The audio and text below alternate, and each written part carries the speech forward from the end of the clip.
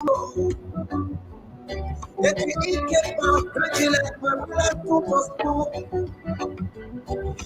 a small TV, you got a small radio, to your school. Yeah, to your school. Papa, yeah, Rastafari. Kilibaba, kilibaba, kilibaba, kilibaba, kilibaba, kilibaba. What I want? This one you got today. This one you got today.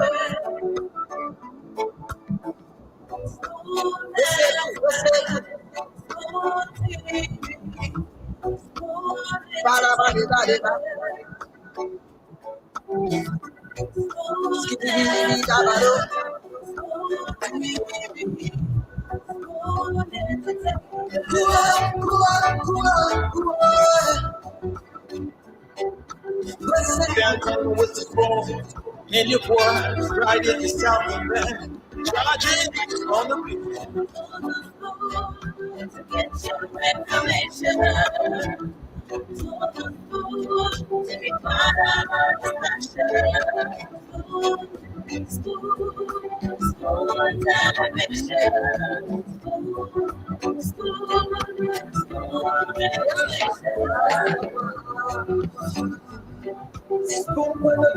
Okay, folks, this is Spoon 107.5 FM. I know I'm saying that, but I want to begin the show by apologizing. I know many of the folks are kind of disappointed why we cannot get their favorite El Ideas biggest talk show on the radio across the Spoon network. That is due to some Diamond, technical you coming in issues that we faced with broken. currently. Our Diamond, technicians are working around the clock. I mean, if I say working, they really they're really Diamond, working in hear me? real time, working overtime to make sure that can be sorted out. Dr. Richardson, can you hear me? I can hear you, but you're coming in broken in. That's probably due to the internet connectivity as well. We faced with a serious technical challenge right now. We are so we're not on the radio. The show is going to be on the internet as of now until the issue can be resolved. So I'm not going to go into details what the problem is, but the technical guys are definitely working on that. So we want to apologize. I know some of our listeners have come to the live feed, but for those watching via Spoon TV and on YouTube, they can be rest assured that the show is going to be live on our Facebook TV channels, YouTube and Facebook TV, but not on Spoon FM, Fabric FM, and Super FM as of now until that problem can be resolved. Dr. Richardson, good afternoon to you, ma'am. Yes, how are you doing, Diamond? I'm hearing you clearly now compared to when we first started. So how are you? Well, I'm okay. I'm a bit down because tens of thousands of Liberians, across the country, not just in Montserrat and Margibi and other neighboring counties, are counting. They've been waiting for the time, to listen to Spoon FM and other stations that are relaying to get informed. So I'm hoping that it can be resolved during the course of the show so that we can get the radio up and running. But aside that, I'm very happy. I'm very, very happy. I'm a proud daddy. I bent my head down. I lever my head, and then you wearing, shades. I'm like, is that Dr. Richardson? How did I just bend my head down a bit to check my phone? Tell me what you just said. I took my glasses off to hear. So, as a proud daddy, not as a new daddy now to say, I have a new kid. No. Okay, that's what I thought I heard. Yeah. So on yesterday, I had teary eyes. My son was privileged based on his performance in school to be made the guest speaker, the keynote speaker at their baccalaureate service. Wow. And he delivered a 5-page speech, without looking on the paper. And he delivered. I was so happy. I was so proud. Yeah, I'm talking it now. I'm still getting that feeling, like, yeah. And he's also going to be honored during their graduation ceremony on Saturday, the 8th of July, as one of the deuces of his school. So, yeah, I'm a proud.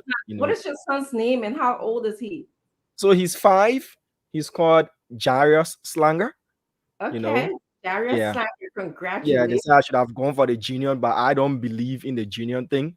I believe everybody should carry their own name and be the first of their name and do whatever it is that they need to do in their own name.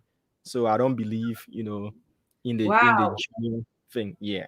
Well, I'm So sure I'm that your Spoon family join you in celebrating your son. What a brilliant, accomplished man already. He seemed, I'm hearing you say that he is. I mean, I can imagine how thrilled you were just listening to him in 5 page, yeah, speaking without looking at the paper. without You got, looking. well, the apple don't fall too far from the tree. That's what a lot No, of people, I mean. So I want to tell you that too. That's great. Well, yeah. congratulations to him.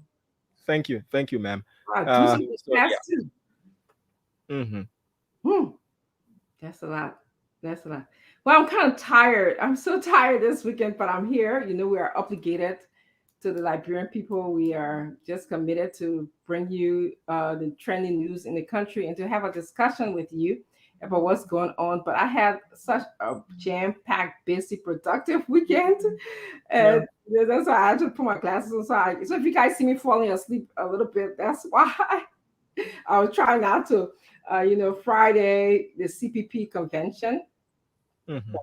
was in the Jersey, Philadelphia area. So Mm-hmm. when you're not used to having weekend partying and fun and meeting people and planning, it can be very draining, but it was productive.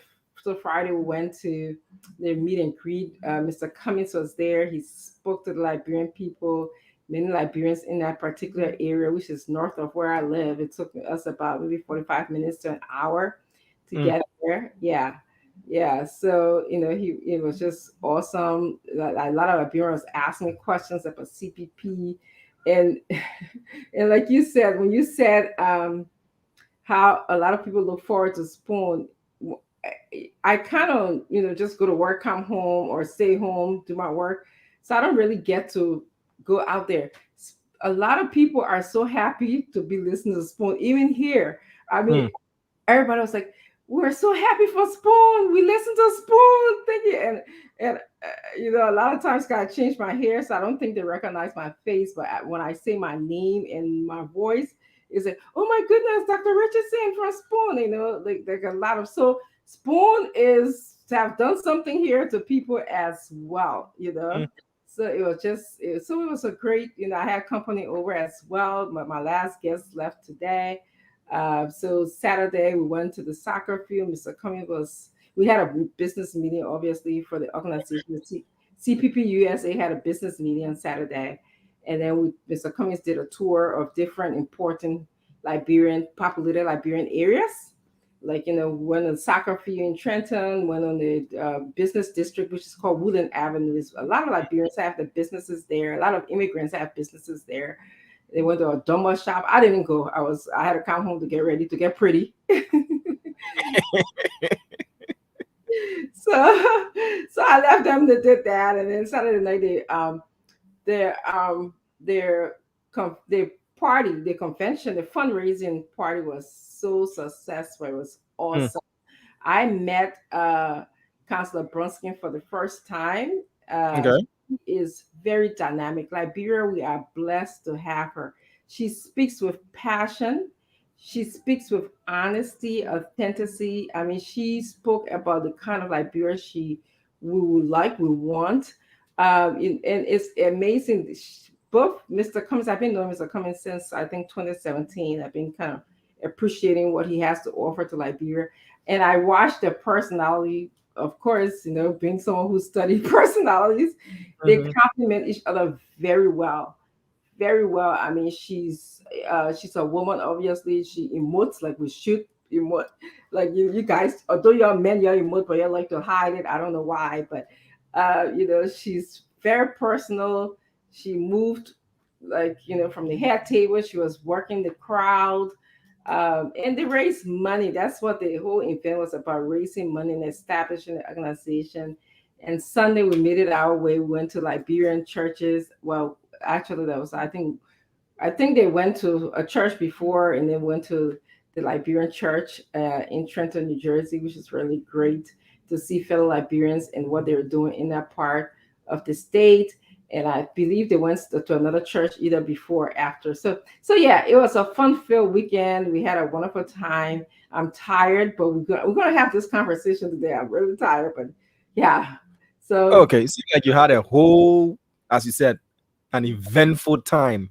Yeah, yes, some of us, we can silently be watching on social media, and I saw some of your pictures and all of those things. I said, okay, that we're just having fun. Yeah, so we back on the radio. People have been asking, as we said when we began the show, we had some technical issues, and our technicians were working over the clock, to make sure they get it done. Because as we said, we owe it to the Liberian people, tens of thousands of Liberians who rely on us on the radio service of the Spoon Network. So we back up and running. The radio stations are on. You saw me just touching my phone. I'm trying to make sure we're coordinating information. Yeah. good, So we back on. Yes. Good news is we back on the radio. So those in good. Liberia, yes, we've been able to resolve the issue. And one of the viewers asked if it is Jairus. Mhm. Yes, to you, Toga D. Richards. It's actually Jairus. It's Jairus. Yeah. So my son and yours share the same name. Yeah. Wow. Yeah. Jairus, that's a Yeah. unique name. Yeah. It means one who enlightens, one who brings light. Hi, Yeah. uh, from what It's origin? a Hebrew word. Hebrew word. Okay. Yeah. So when I was looking for Bible names, I didn't want to go with the regular Moses, Joseph, Ibrahim. yeah, Abraham and all of that. So yeah, I went for that particular name because it meant a lot to me. He brought a lot of light and he's been bringing a lot of light into my life. Mm-hmm. I've been part of his life every stage. That's something I don't want to miss. Used to Yeah. go to JFK by 4 in the morning to go wait for a number. The big bellas, then the pregnant women used to call me Big Bella. I'll go wait for the number and everything. Been, Yeah. been a So, great father, wonderful mhm, father. It's, you know, it's some lady. I think it was this weekend. Somebody speaking about names. Somebody told me that their child was living out the name that they give the child and how important it is when you name your children. And so that's kind of what you're doing. You kind of have this vision of what you wanted him to be, and you name him Jairus, and he's living up to his name. I mean, doing a class and reading 5 pages. There's some adults don't know how to do that. mm. And you always ask me when you goes to class, like, I should do them. I say, yeah, do them. Yes. Then yeah, 10 the proof. Show them how smart he is. I like that kind of people. My kind Yeah. of hmm. Yeah. Yeah, so So what's going on in Liberia? a lot going on in Liberia apart from my personal joy, that I feel. A lot is going on in the country. Yes. The president arrived in Israel. I'm actually thankful that you share that joy, because a lot of people don't think that those are important things, and I think it is. It's good to see you celebrate your child. That's important. And I think it's good for Liberians to hear us talking about that here. There's another quality of Diamond that has a child that he's proud of, as opposed to the Diamond that we see every day just talking, our trending news. So go ahead, Diamond. Yeah, so the president has arrived in Israel. He's scheduled to have a meeting with the Israeli president and prime minister, according to the executive mansion. Their release that is going to be centered around trade, security, and the rest. So we hoping that this time around we hear what he gets from Israel. We want to know the tangibles and all that. People are asking, why did the president leave on Saturday, and then arrive in Israel on Monday? How long or how far is the distance from layover in Ghana to Israel? It's 5 hours 30 minutes. That's the official flight time if you don't have any delays. That's for passenger jets, and you're going on a private jet that has got diplomatic covers as well. Then the question is, why the long layover again? The president's movement, his itinerary is not giving in full details like that. We still on? Yeah, it's not giving in full details. There are certain parts of the trip that will not be made publicly, available for consumption. So the fact is he has arrived, yeah. So how long it took, yeah, but he arrived in Israel. So we're waiting to see the good news, the good things, the tangibles that trip is going to give the Liberian people. As they said, it's going to be around trade, it's going to be around security, and the rest. Yeah. So today, former Minister of State for Presidential Affairs, Nathaniel Magio, got registered and certified by the NEC.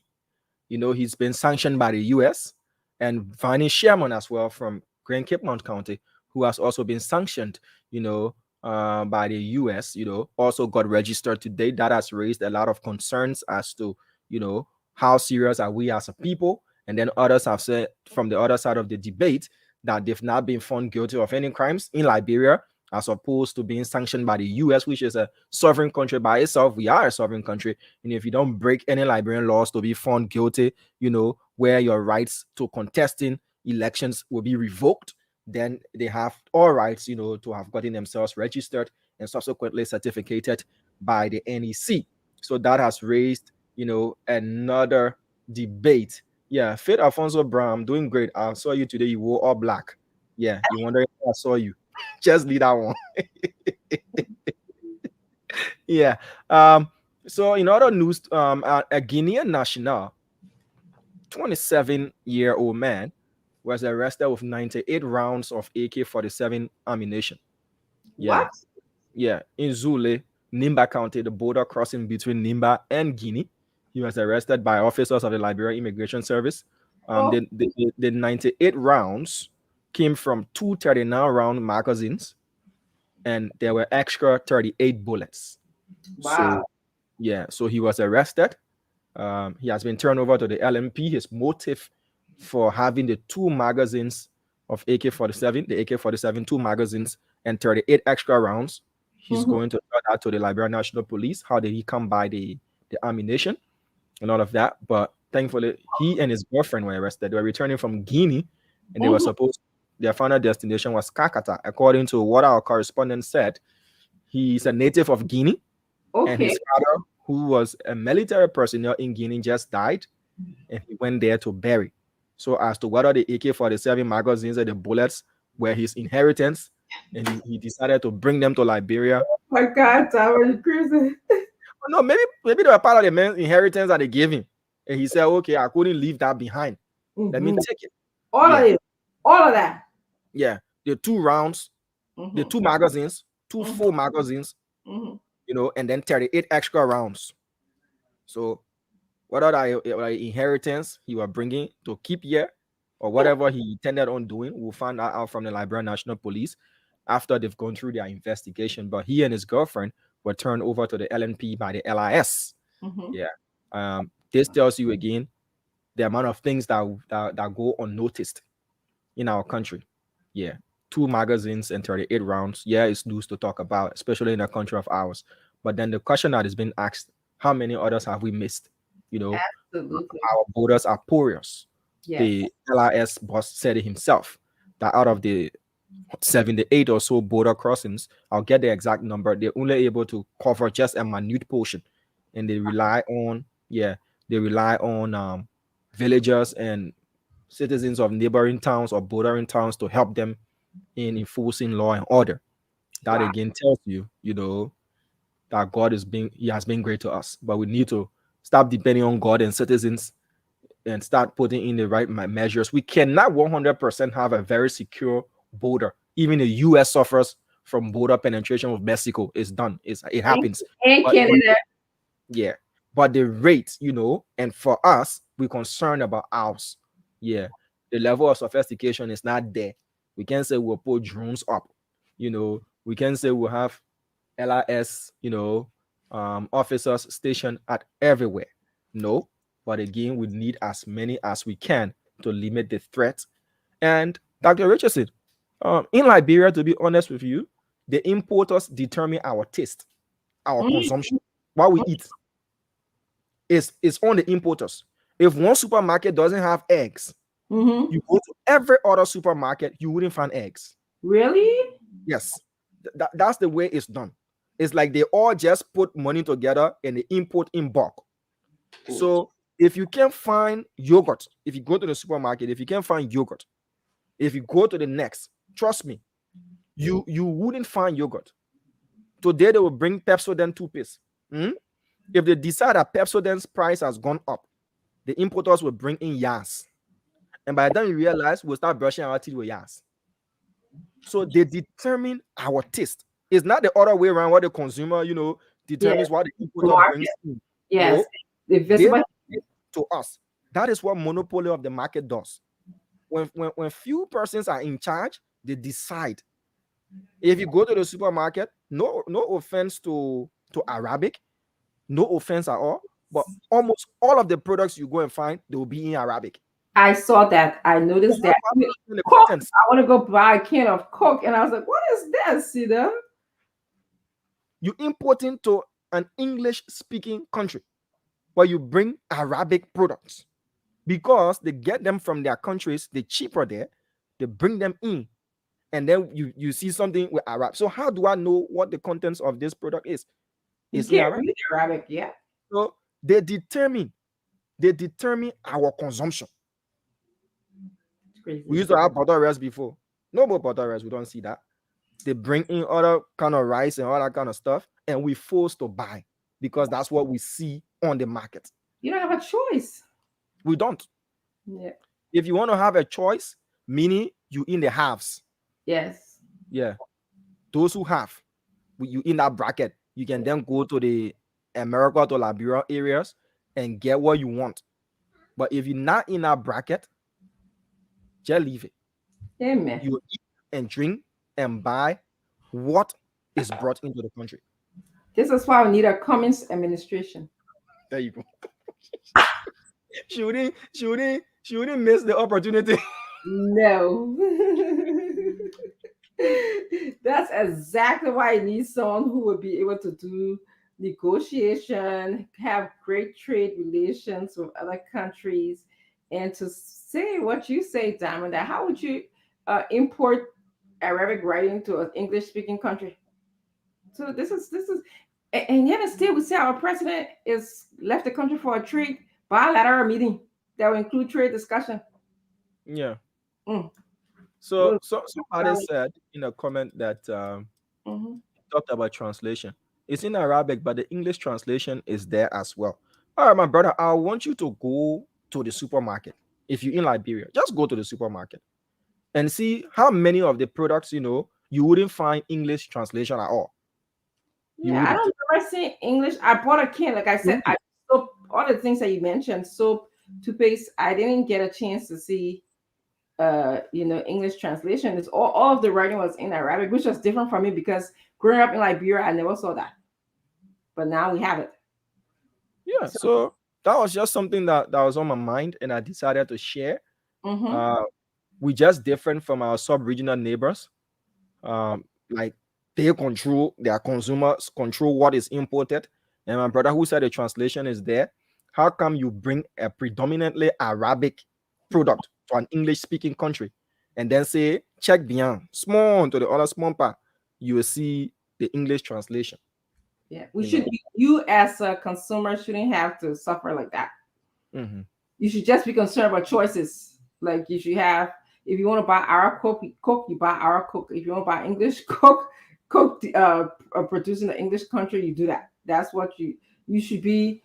That's what capitalism is. Like you have choices, you can pick. But at this Mm-hmm. point, you're telling me, with the importers controlling the market, you do not have a choice, and your choice is getting products in Arabic, which we're not talking about whether Arabic is a good or bad thing. We're talking about the choice of Liberians, the choice of consumers in the country, and perhaps what can be done about it.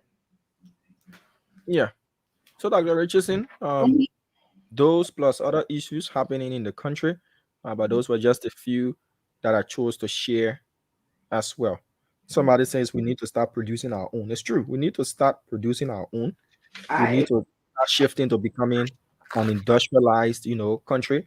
And just to conclude, the Unity Party, Joseph Iman Parker has named his campaign team a mhm. very formidable campaign team that cuts across different political parties that are now forming what is known as the Unity Party Alliance. You know, um, the members of the campaign team, as already known, but in news they say don't say as you've already heard or as you may know. Yeah, because a lot of people may not know, and then you'll be making them to feel somehow like you should have known. How come you don't know? So Mhm. yeah. So we have Senator Yombly Kanga Lawrence as the chair of JMB's campaign team. We have Senator James Biney as the vice chair for Administration, we have Ami Modad, Chairman Emeritus of the Unity Party. Congratulations. Oh, I thought I'm more Ali. Go Oh, ahead. well, Ali didn't come in, don't worry. He was just here, he was backstage, but he left. He saw your hair and he said, "Oh, I need to go to my hair too and come back." So, You got to talk. I don't. Go so ahead. we have Ami Modad, Chairman Emeritus as Vice Chair for Planning and Research. We have Tonola Vapala as Vice Chair for Technical Services. We have Madam Magdala Cooper as Vice Chair for Finance. We have Senator Prince Kamo Moy from Bon County as Campaign Manager. We have Mo Ali, your buddy. Yeah, Mo Ali as campaign spokesperson. He's the spokesman. No wonder he was wearing his pink blazer last night. Oh, Like he didn't want to, be missed out from the fray. yeah, So you are wearing pink. Hey, man, get picture time. I want to see more. yeah, I'll take it. I'll say, but you know, wear pink blazer and pink shoes. Pink shoes? Why you are enjoying yourself Yeah, at your CDP convention? I'm wearing purple. Oh, So you wore what? purple, eh? Yeah. But you know, purple complements pink now. There So was some pink in my purple, but it'll be. I want to see more. oh, you want to see about more picture? Yes. More. Okay. Let me. Are you done? Because I want to congratulate all of those who were. Yeah. So team. former senator and former pro tem Aman Jala is also on the team. He's a member. We have Sando Johnson, former Bombing County senator, as well as he's a member. We have Senator Boto Kane of Bapolu County. She's a member. We have Senator Abraham Darius Delon. He's a member of the campaign team. We have Councillor Cooper Kra, former Minister for Post and Telecommunications. And who Unity Party there? As he's from MDR. Cooper Well, Kra, Cooper Kra is from MDR. Capture Yeah. one He's box a now. member. Mr. Alaric Tokpa is there as advisor, and Mr. Jacob Smith is there as campaign liaison. So there'll be more, announcements, more members added to the team, but those are just the core of the Unity Parties. That's Joseph Boaga's campaign team. So I'm done. I'm going to look for a picture from Mo Ali. Yes. Yeah. To Yes. show it. Yeah, I want to see you. So I actually want to congratulate all of those who were selected to work on the Unity Parties team, especially to my colleague that I work with here on a daily basis, Mo Ali. I wish you well. Come on, let's battle. Let's duke it out, because now I think you're in the rightful position to do this. We got about 98 more days, and I'm interested in seeing how that pink suit looked on you. So don't worry, Faji. He coming and he even named himself best dress. So I'm taking this from what you said yesterday. Yeah, but right in the background, you make people pinging right now. For you to go raise the people money for you. Gossip about you. Come here. Yeah, the dress code, yeah. Oh, yeah. So for you to raise the people money, you are just dressing, being best dressed. You are more than best dressed in Liberia. Oh, he and best dress coming getting serious problem because a tattoo. He wanted a men tattoo. Yeah, but yeah. Oh, I said that. Oh, what is shoe? So that shoe. A friend, I got that shoe. A friend sent me that shoe, and I've been looking for the occasion to wear the shoe on. Mm-hmm. I couldn't get one. Wow, talking more you acting yourself. So when they talk about the birthday celebration, I say, well, this is the right time for me to wear the shoe at least once. The shoe was matching the suit and everything. Yeah. You are wearing you yesterday. I'm not sure I'm wearing it again. What do you mean? You're that way or inauguration, eh? But you just be wearing that shoe to go where now? Answer your own question. No, but you can sew another suit. You can sew another suit. Yeah, goodness. Well, you guys. I'm wearing that shoe anywhere. Yeah. Congratulations on your selection. I'm sure you deserve. Yeah, because you congratulating me. Thank you to be fighting me more. Eh? Oh, that one got 98 more days to duke it out here. I was waiting for you. 98 more days, yeah. For. But you know, you can really withstand you. I won't lie to you. I want to see plenty of people who get courage like you. Thank you.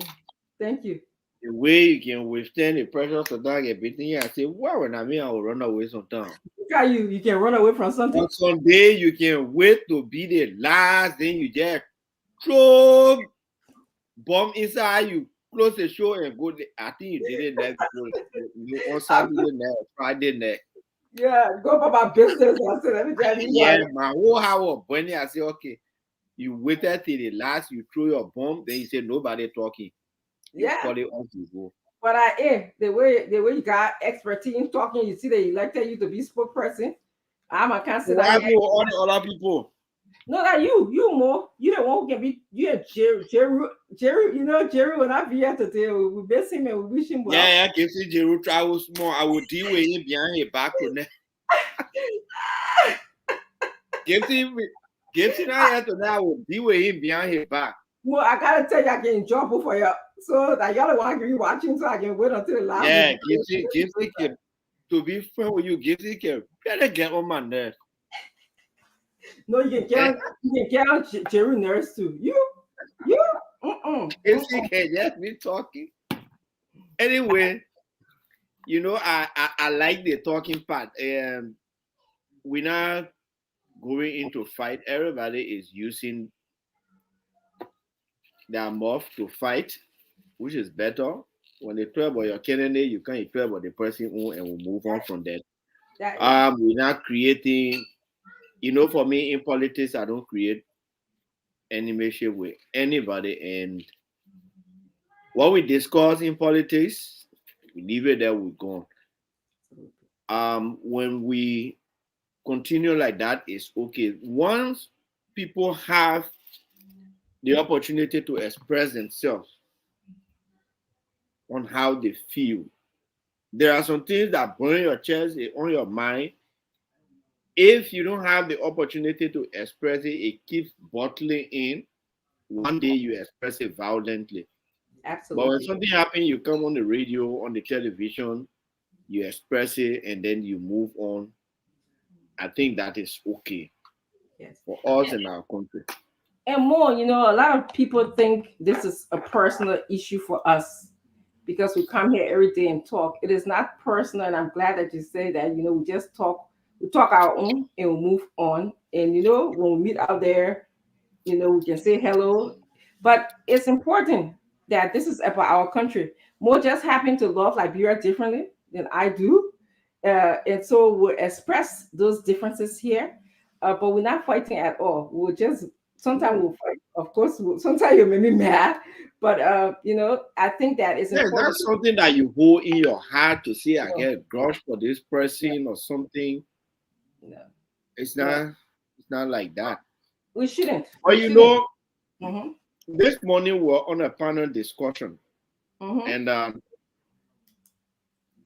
the deputy minister was there from Information.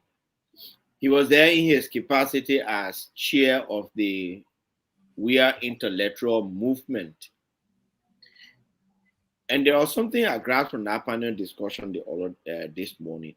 You know, the other day we were talking about the Sierra Leone election, how Yes, we were talking about the CDC jubilating, and he went on to compare, you know, the things, the similarities and everything.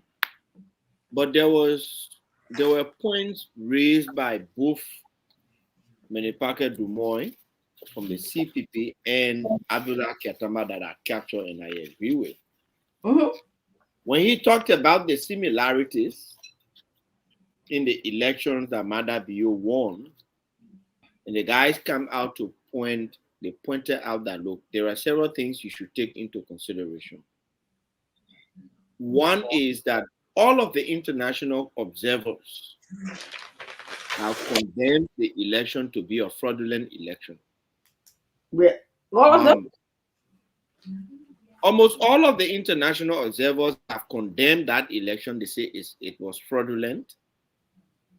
This morning, I thought I saw it differently, though. I read differently, Wally, but okay, maybe later on. No, so the point is, they just gave a whole result. There is not a disaggregated result. Oh, okay. So they just told us like 50%. 50. Okay, yeah, you get this other number, you get this Yeah, other number. yeah, The yeah. people are So getting good they job say, for us. Mhm. From which okay, give us disaggregated results. yes. Okay, In the I hear you. place, how much this person, how much BO got, how much or the other man got in this place, how much this party got, how much this part, how many votes. Yes. Give the disaggregated results so that the people can make comparison to what they have in their databases. Mm-hmm. It is not that even an American senator who is a high-ranking member on the Foreign Relations Committee issued a statement also calling on the government or the elections commission there to provide for the citizens the disaggregated results, even the European Union and other people, and they are still doing that. And so we in Liberia are not going to accept such a result. That you just come out and say, this party A, these are your numbers, party B, these are your numbers. No, because everybody is going to have his or her own results, and you must give us the disaggregated result. People will be interested in knowing polling center per polling center how many votes each of the contenders got there. Because when you get those votes, you're able to calculate. You may not be exact, but you come close to what um, um, the election commission will announce. Like that, it will clear majority of the doubts about whether the election is rigged or not. But when you Yes. just announce result, you just take whole number and announce for this team, a whole number announce for this team, then you have a problem. You give the opportunity for people to doubt the results. And Yes. the More. result today I want to just is add. very important. I had said something earlier because when we talked about this, I was following the elections and people seemed to be satisfied. But I just pulled the Google notification that just said, they call it statistical inconsistencies in the presidential result. And like Yes. you were saying, they're saying that the numbers were different from the different polling station versus what ultimately was announced. So there was a lot of inconsistencies, and then Inconsistency in the statistics, yeah. yes, And yes, so they pointed out those similarities today, and they hmm told the deputy minister that you don't want that kind of result here. You don't want that kind of election here. You want an election where when they bill, they the be bill, you just go sit down, you say, yeah, they beat me. You cry in your little corner, you wipe your tears, you go sit down and prepare for the for next. some time, and then you get up. Yeah, you get up. I mean, that's all you would do. That's all you would do. So, those were similarities. So the guys were saying, no, we don't want those kind of similarities. And then he also went on to talk about development in Sierra Leone and development in Liberia. Ultimately, they are not on par. For example, I don't see us making any stride in our foreign relations. I don't see, since Madam Selif, I don't see what we've done in foreign relations. I don't see the connect we are making with all of these big partners, these powerful partners, and so on and so But forth. actually, more hold that thought because I think that should be a part of our conversation today, considering that our president always telling us that he's going to visit these different countries, he's engaging in bilateral discussions, and that's that's a hallmark of that's what bilateral discussions are supposed to capture your relationship. Or are we now as Liberia going to isolationist policy, or are we incompetent that we cannot establish relationships with others? So that's going to be our discussion for the day. The trip to Israel, what does that mean for Liberia? What are we getting? Does that contribute to foreign relations? Oh, we're discussing the Israel trip, right? That's yes. I want us to discuss the Israel trip today, coupled with the certification of Ms. Fanny Senator Sherman, and also you and I from Kimon County Senator, and also McGill, Ty McGill. So those are the two things I want us to talk about a little bit. Yes, and sticking to what you were saying earlier, the European community, the United States, Ireland, Germany, and the EU, they both said that there were a lack of transparency in the tabulation process, and that significant logical problems had hampered the voting in certain areas. So exactly the statistical inconsistency. So I'm glad you brought that point out, because when we were talking about it yesterday, we were assuming that everything, not yesterday, last time we're here, that Yeah, everything. we were assuming that the entire election was free, and I mean it was free, but then the aspect of being fair and credible, there is a problem there now. The transparency aspect of the election, there is a problem. Yeah, the people went to the polls, they voted for the candidates they won. But as to whether the candidates they voted for are those candidates that they've got, we don't know. As a matter of fact, the APC has issued a statement in the entire process. The mayor of Freetown is an opposition, but they've said they will not occupy their positions unless they can have all those statistical inconsistencies in the results resolved. So it's a serious thing. And you see, the political parties there, they can stand by their own. For us here, We flip I'm flop. sure that thing can happen. I mean, when somebody wins that representative seat or that senatorial seat, you'll be arguing on the other, and that person will be saying, "Oh, the election not fair, this and that." Meanwhile, they are taking their seat. Yes. Yes. They will be accepting the result for themselves as being fair, but they will not accept it from the other side. Yeah. Yeah. You know. Yeah, so let's start just welcoming all Liberians that are watching us, all of our viewers. And I also want to welcome Councillor Lamin Paco to the show. I'm sure other panelists will be joining us as we go along. But thank you for being here today. We appreciate your comments in the comment section. So we'll just start by I know you kind of started telling us what's on your mind, Wally. I don't know if there was anything else that was on your mind. Councillor Paco, you saw more suit that you are wearing the weekend, or not Easter or weekend? No, I didn't see it. Okay, we'll put it in the chat room. I mean, what was it? Was it he was in a disco or something? Oh, the man has a blue shoes on.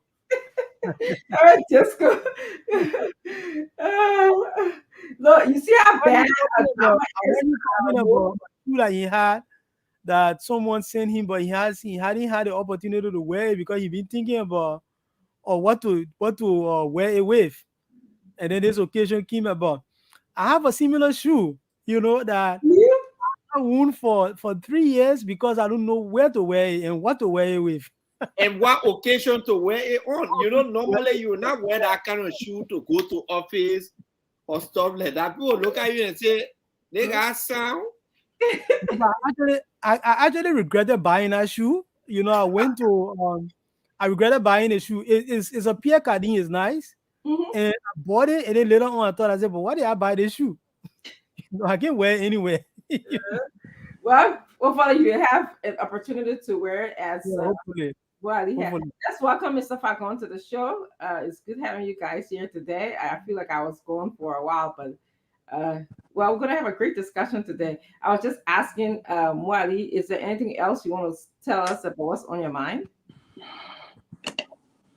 No, so I mean, that's what I wanted to talk about. Time is fast spent. I think we should hear from Councillor Bagoy and. Great. Thank you. Go ahead, briefly, anything on your mind before going to our topics for the day? I mean, basically, the general situation in the country is just crazy. Every day you move around Monrovia, you go to other parts of Liberia. I mean, you see the place looks very disorganized, and it's just, I mean, it's mentally draining. So it's is a situation that I think we should all be very concerned about. And I Mm-hmm. think there are very important issues. You know, listening to the Minister of Finance stuff, and I just kept on laughing to myself. So I know that's going to be one of the issues we'll be discussing. Mm-hmm. Um, you know, and I mean all these speculations about what happened in Sierra Leone could probably maybe happen here and stuff like that. But for the Sierra Leone one, I will leave it for reasons that I don't want to state. I will leave the discussion about Sierra Leone. Mm-hmm. But I would just say as what I would say is that there are two different situations. There are two different countries. Mm-hmm. Um, the situations there is different from the situation here. Regardless of what people say um about the the elections in Sierra Leone, you know, being won by the incumbent president, it doesn't mean that the same thing will translate here because the political situation there is far it's a far cry from what we have here. You know, so but I hear people discussing about for I have some other reasons why I will not talk about what happened in the elections there. Um, so yeah, I mean we can move on to the program for the day and discuss those other issues. Thank you. We're gonna move on to Mr. Fagon. He's gonna tell us what's on his mind, and then we'll go on to the two topics that we'll be discussing today. Well, thank you, Dr. Richardson, and greetings to you, my dear brother Bagoy, and let me say greetings to you, Mo Ali, and congratulations on your preferment as Okay. spokesperson for the Unity Party Alliance. Yeah, what's on my mind? A couple of things on my mind is that one, that the program with Nyombli Kanga Lawrence, Senator Nyombli, was very successful. I mean, they went there to raise money, and they raised money. I don't think they intended to create an awareness, but they did, which was good. A lot of people look at the program. It was well attended. They raised a lot of money and stuff like that. That was good. Is that what is on my mind? No, it's just part of the many things on my mind. I was privileged to watch the Honorable Nathaniel Fallu McGill go to do his registration today. It was amazing that he went on a white ballot, which means he was unopposed in Magidi, and he did his registration. And during my show today, a caller raised a very important point that had me thinking also, but not perturbed. And what was it that he said? He said, look, listen, Mr. President, when the allegation was made by the United States government, the President of the Republic of Liberia wasted no time in pushing the suspension of Honorable Nathaniel Fallu McGill and that of Bill Twawe and that of CFOS. It was done in about 48 hours, which of course, McGill and others wrote a letter to him, which we are all aware of, asking for a speedy investigation committee to be set up. The president did not do that, Dr. Francine. Instead, he forced them to resign, and they resigned. So what did the president see? The president is the political leader of the Congress for Democratic Change, and I mean, in particular, and as a whole, the Coalition for Democratic Change. You force these people to resign, you suspended them, and then now they Mr. are Fagon, gone. I like what you're saying, but we're going to be, that's our second topic for the day. Okay, let me finish the one on my mind quickly. Go ahead. So that's on my mind in that these people are bad to you. The government is one government. I will come to that. The last thing that's on my mind, I look at a truckload of over 75 motorcycles heading into Lofa County on behalf of the CDC.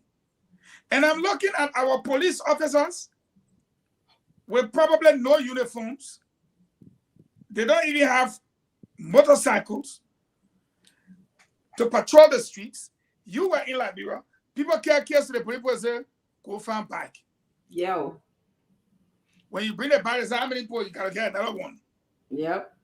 The police themselves cannot run to the scene of a crime because they don't have means for transportation. Yeah. But 75 bikes on a car. My own friend Belete gave the Ganta City Mayor and the San Nicolas City Mayor 2 pickup trucks. But during elections time, we see all these things. It don't matter say who it come from now to me. But there will be a lot of vehicles, a lot of motorcycles. But then when it comes to the country's interests, the party interest supersedes the country interest. And that is what is on my mind today, whether it be the McGill issue or the different political parties. Why is it? And if you look on my page, for the last 15 years, I've always said I'm a liberal nationalist. It is all about my country. That's my political ideology that I subscribe to. My country comes first. Why y'all do auditing them for party above the country's interests? Why? And that's what's on my mind for today. Thank you. I'm just going to state briefly what is on my mind. I saw that women are doing great things in Liberia. I believe that we should continue to support women in our country. I saw that, Sarah Bessel Yanti was retired from the UN and she has contributed greatly to the UN system. I saw that Grace Pan, told voters that God will not come down to vote. They have to take responsibility for the country. I also was mentioned Yambli's birthday and her birthday and her fundraiser happened. And then lastly, something that I was highly impressed with is that Dr. Horton, the president for Cottonwood University College, announced that Cottonwood now has 24 hours of electricity with the help of USAID, and they are powered by solar. So I think that's a great accomplishment on her end. So you see, women are playing some key Lord role in Liberia and really, really making big changes. Lord. As I was going through the newspaper, I was just looking and said, wow, women are doing great things. And I also want to share with you guys, we had an awesome CPP convention this weekend. It was, in the Philadelphia, Delaware, New Jersey area. I'm really tired, but I'll do my best to stay awake. We had a fundraiser. It was extremely successful. We had the business meeting in the morning. Mr. Cummings was here. It was my first time meeting Councilor Brunskin, very personal woman. Liberia needs a woman in the vice presidential position like Charlene. So that's what's on my mind. We're then going to move on to let's have this conversation. The president traveled to Israel. Dimas was telling us here that he took longer than expected to get there. They don't know what happened in between the trip, but again, that's really not my issue. But I wanted to ask you guys, do you think at this time, 98 more or less days left for the elections, should our president be traveling like this and taking about 7 to 8 persons with him, if I count that correctly? So let me ask you guys this question. Moali, are you coming? Let me bring it back to it.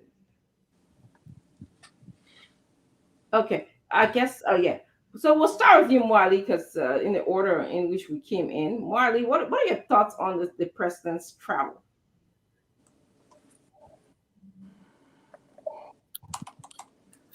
So firstly, we are made to understand that the trip is not an official state visit. Maybe Eugene will take us through on what an official state visit is. Maybe he's not going to meet officials of the Israeli government, or they are not going to have any official engagement. Maybe he will meet them. But we are yet to know what the main purpose of the trip is. Well, I haven't read it. Maybe they publish it, but I don't know. What I know usually happens, the president at this moment is not on vacation.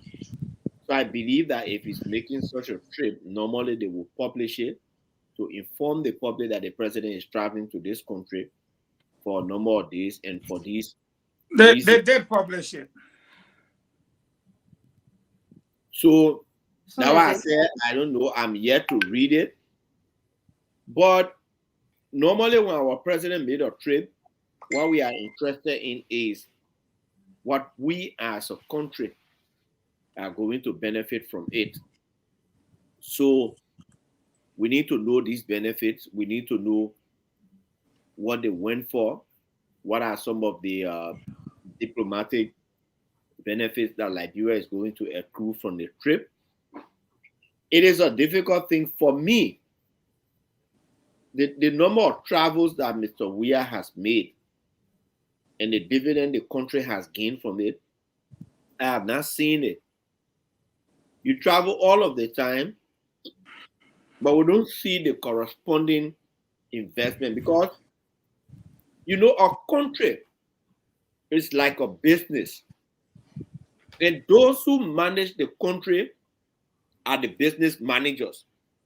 When you go out there, you go to sell your goods, you go to sell your business, you advertise it. In that way, people come and get attracted to what you're selling and buy. How are they selling Liberia? What are they saying to their international partners? What are they doing to attract investment like we see with other past presidents? I am not seeing it. You go to Israel, what are some of the bilateral relationships you're going to sign on? What is the country's benefit? I am yet to see it. The only thing I think we're getting is a loss. Because if you travel with 7, 8 persons, they are not traveling there on their own expense. It's on the expense of the state. I saw him in the plane with the deputy speaker. And all of these things are money. Right now, the country is looking for money for plenty of things. Police have not got uniform since CDC took over 2018. The police have got uniform only 2 times, and Samuel Twe himself admitted to that. The DEA does not have logistics to go after drugs dealers, to go and dismantle ghettos. Police even get car. The uniform that our police officers wear in the street, they are trying their best, but it's just discouraging. And so, Eugene will talk on this and maybe Councilor Pagoy to understand the in total of the trip for me. It accrues no interest to me. So I yeah. didn't really follow it. So I want our audience to know. Let me just tell you what I read, what they published, and I'm reading from African Business. It says that the president of Liberia, His Excellency Dr. George Manawiya, has left the country for 3 days, working visit to Israel. Key word here, okay? They tell us that the president going to go work. All right. President, we have departed Monrovia via the Roberts International Airport on Saturday, July 1st, 2023. He is expected to arrive in Jerusalem on Monday, July 3rd, 2023. During his working visit, keyword working, the Liberian chief executive will meet and hold bilateral discussions with the president of the state of Israel, Mr. Isaac Herzog, and the Prime Minister of Israel, Benjamin Netanyahu. President Weah is being accompanied by, this is the part that really interesting. Y'all be counting for me, okay? Y'all tell me where all the people are going. And as Molly said, who's paying for this? Is this free? Should this be happening? I have other presidents travel in this manner. The President Weah has been accompanied by the ministers of Foreign Affairs, Mr. Kamaya, Minister of Information and Cultural Affairs and Tourism, Minister Rennie, the Minister of Commerce and Industry, Minister Dix, the National Defense person, Daniel Zanga, State with our portfolio, Trekonkwi, and Maritime Commissioner Lands, Eugene Nangwe. The Liberian leader is also accompanied by Honorable J. Fanati Kofa, Deputy Speaker of the Legislature, and Senator Edwin Melvin Snow. While the president is away, this is another interesting thing that happens in Liberia that you guys can shine some light on for me. We have a vice president. I don't understand why we don't use our vice president when the president is away. But it says here, while the president is away from Liberia, Honorable G. Wisa Blamo, Minister of the State for Presidential Affairs, will act as chair of the cabinet in consultation with the vice president and via the telephone conversation with the president. What does that mean? Y'all talk about it for me because I don't know. I don't know. Councilor Laporte, what are your thoughts on this issue here? Obviously, I'm I'm wondering. I mean, the statement you just read basically is what is on the executive mansion's website, and I don't think they've given away much on why they are in Israel. Um, but speaking from the experience of the previous administration, Mrs. Salif administration, many of the kind of trips happen the same way, traveling all over the place. Even though Mohammed said that they were accruing benefits, but if you remember, uh, Mo Ibrahim criticized Mr. Salif at the time for always being on a plane traveling from one country to the other country. And he said he had offered her to set up a video conferencing system in Liberia for her to use. Mm-hmm. But she preferred leaving Liberia to go speak to her graduation or kindergarteners in other countries. I mean, if you remember, Mo Ibrahim basically criticized her for that. And the reason why most of our people travel around is basically for the per diem. It's not because they're really going to do any work. It's basically for that per diem. And that's the reason when you have people who are basically running after money, looking for money for themselves, this is the kind of governance that you end up having. What Mrs. Salif used to do, she used to use those trips as a way of getting opposition people to become unity party people. And on many occasions, she succeeded in putting some of the people on trips. And at the end of the day, they became unity party surrogates. And I remember one of my friends who was at the information ministry at the time. He was explaining to me how they were all in New York, Mm-hmm. and this other opposition guy was telling him, he said, "Oh, man, I didn't want to see him and say in New York today. If he were not be Zeli, would not be here. It was a marvel to him. Some So kind of it's manipulation to be yeah, loyal. it was basically used as political manipulation. These other people here, they're not doing it because they got much money, so they want the money, they pay that money to just stay amongst themselves. So when they go in, they want to carry their own people. They don't use it as a way of trying to steal over some opposition people to their ranks. And Mm-hmm. as I said, till the government really tells us what they're there for, I mean, what much you're going to get from Israel? Probably military cooperation in the area of security trainings and stuff like that. I can understand why the defense minister is there, even though the defense minister technically goes on every trip the president goes on. I don't understand why, but I can understand why he's there in a country like Israel. I understand why they took him along, probably for that reason. Um, who else on that trip that probably maybe will make any real sense? I'm not too sure, but I can understand why the defense minister is there in a context. I don't understand why the maritime commissioner will be there. I don't really see uh the maybe the information minister is there in order to be relaying back information as meetings are held, probably. But I don't really see what the rest of the people are there for. Yeah, Israel is technologically they are very advanced when it comes to science and technology, research and things like that. So when you go into a country like that, I will assume that you will probably take along the, the president of the University of Liberia, or maybe the chair, or no, the dean of the College of Engineering, the dean of the medical school, and places like that. I will assume that the kind of people you take along on trips like that, if those trips are really meant to get something for the country, because those are areas of cooperation that you can really look at. Absolutely. So, but as I said, most of these trips are basically meant for the paradigm. They're not meant for anything else. Yes, yes, yes. Thank you.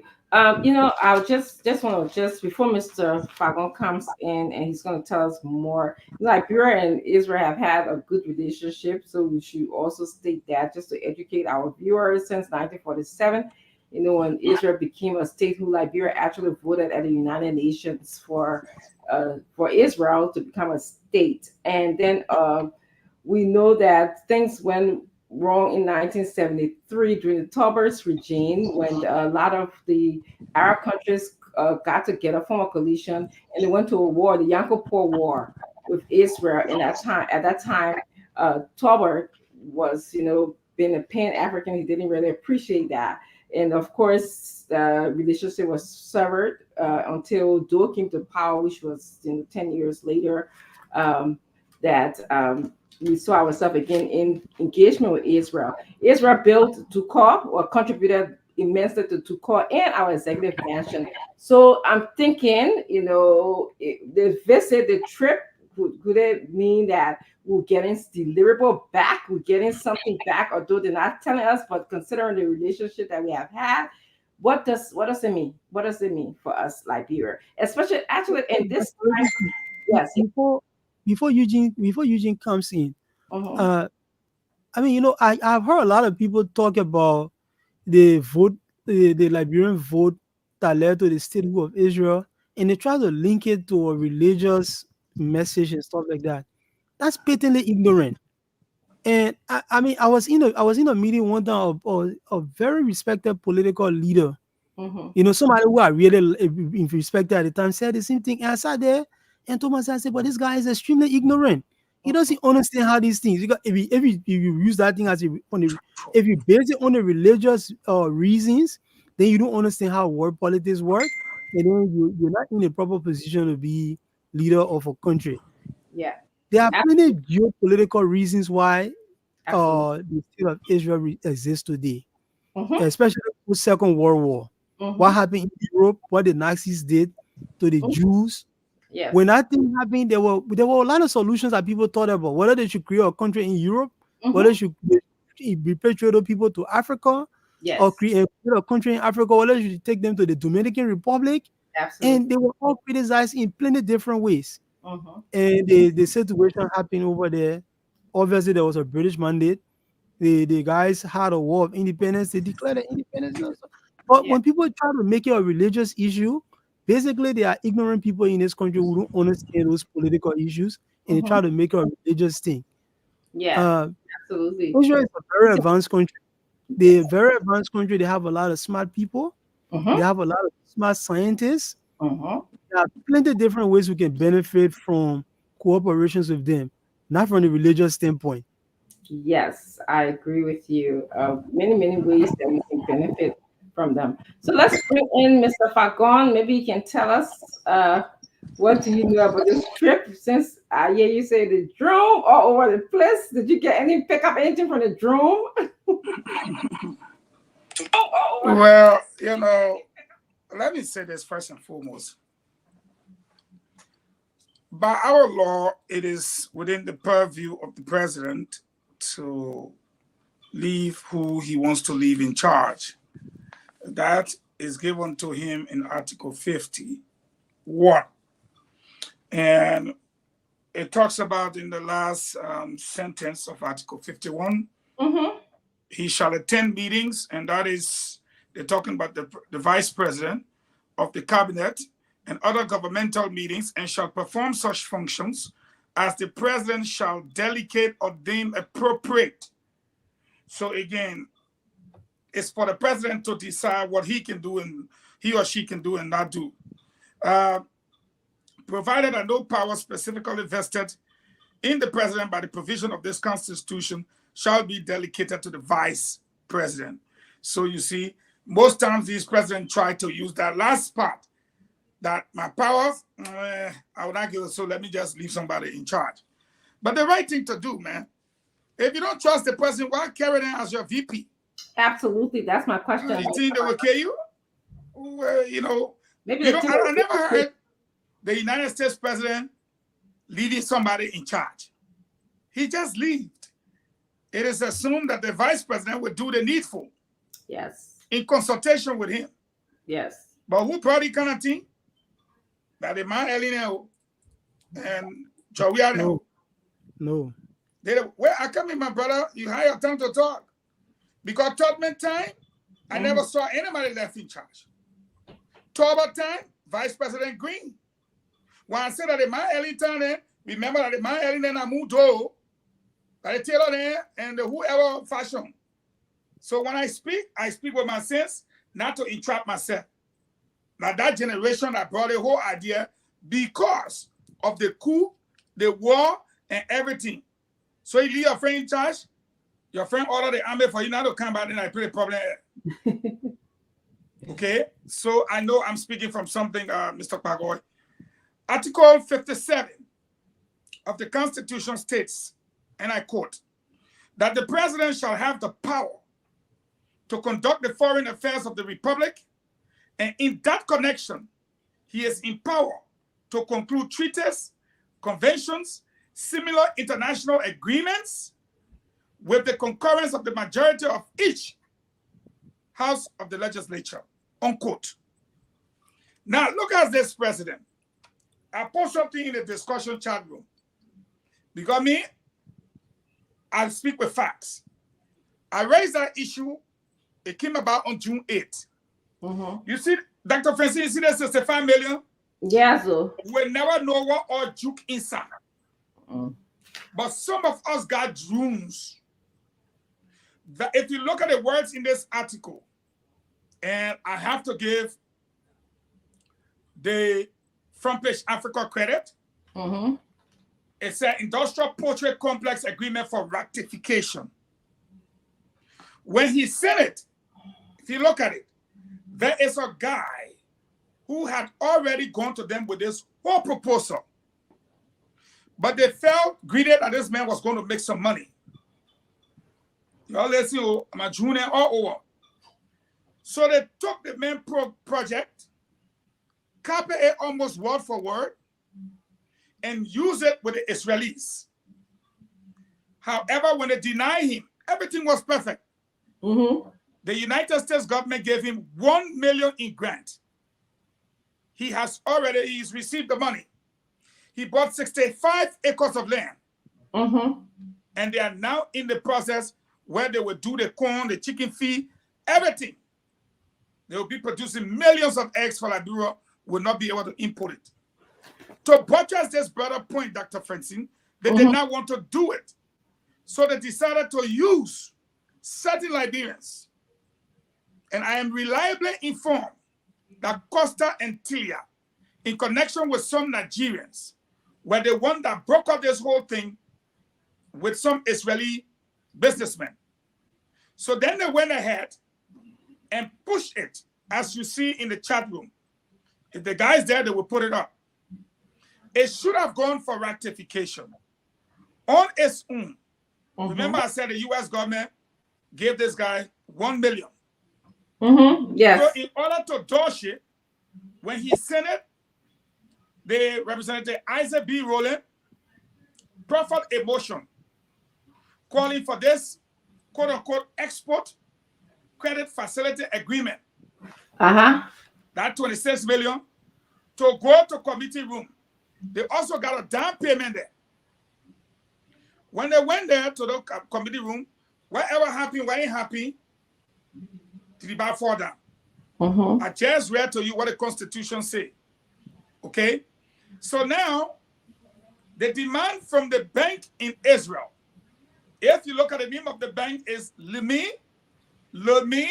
Israeli Bank. I'm Israeli. My mother sent me to school to go learn how to pronounce the name. But from the beginning of the article, you will see that the export credit facility agreement in the tune of 21,558,226 euros, and a down payment of facility agreement value at euro 4,520,643 were both signed. They were both signed between the Republic of Liberia, through the Ministry of Finance, and who? And the Development Planning as borrower, that means our country borrowing now. Yes. And arranged by the Bank of Israel. There is nothing that said the Israeli government. Ain't seen it where you are. I am. I'm reading with you. Thank you. That the bank. Let's now tell Liberians that this is from Front Page Africa, right? That's what I'm saying. I'm giving them credit, but my own June. I will tell you about my own June. Yeah, I'm not challenging. I just want people to be with us to be on the same page. Yeah. So when my June went up, my June found out that the whole thing I was delivered. And the back burner piece from there is supposed to go to the ALP to bring them in to help credit the Mayfield. I'm giving you what my June reported to me. So then, when they went there, after submitting the team backfired.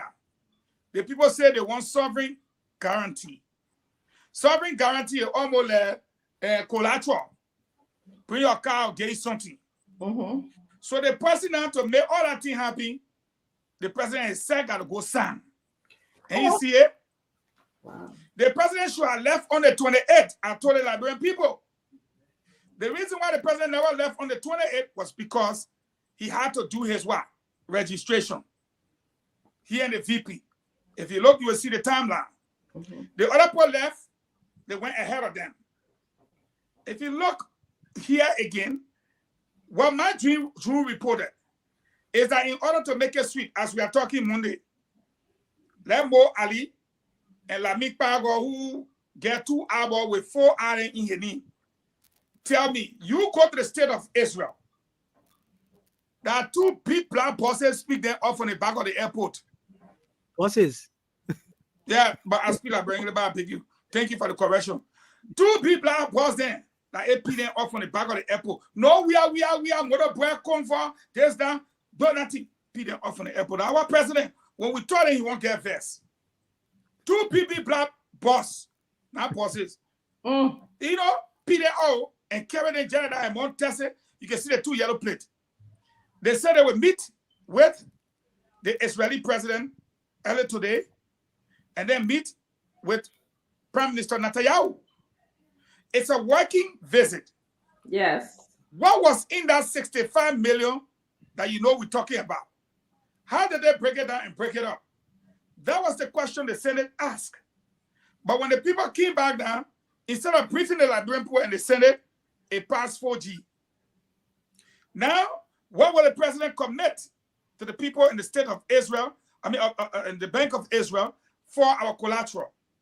Majun is picking up that it will be around the Wologizi Mountain. They can come to clarify. We gave our mountain to them? But the man got to do sovereign guarantee and all kind of funny thing. I don't know where he gave it. That's a possibility. There's a possibility that you think that will happen. Even a possibility he will get the ocean. The problem here is our government is not telling us the truth. They're not telling us anything. Now you saw the date on this newspaper. You saw what you see in there. It was June 8th. He should have left on the 28th. The only thing they're telling us, he's going on a working visit. When they know this money has even been increased. They're looking at 40 million, Dr. Francine. Yeah. 40 million.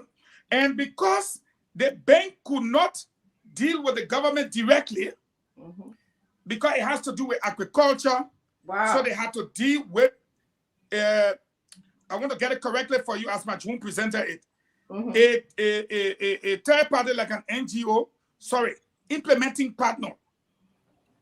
Okay? And that implementing partner is where the US come in. They had to come register, do all kind of funny thing in Monrovia recently before today's date. What I have to say to that, you read right. Look at the amount of people, but you don't even know what Majun picked up. If you like, call, what's his name? Diamond, let him put the plane up that took the president. The very massive plane.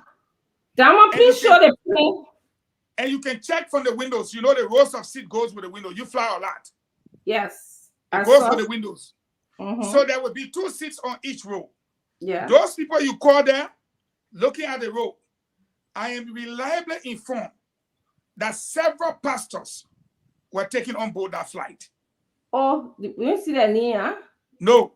Total number of them I am reliably informed is about 25. What? Do you know how the Muslim people can go to pilgrimage? Okay, yeah. Okay, now how they asked to go to the wall, touch the wall and pray. This is the period for it.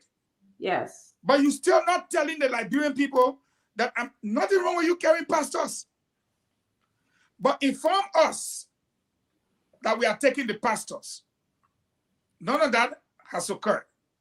Last but not the least, Mr. President left on Saturday morning. From Liberia to Ghana is 2 hours flight. From Ghana to Israel, check it out, is 6 hours flight. Mr. President, I myself, I like Ghana. I like Ghanaian artists. I like the Ghanaian musicians. I love Jackie Appiah. You know, all those people, I love them. But you go to Ghana on a Saturday morning. From Saturday morning, you leave our country to us. Just to go 7 hours trip to Israel.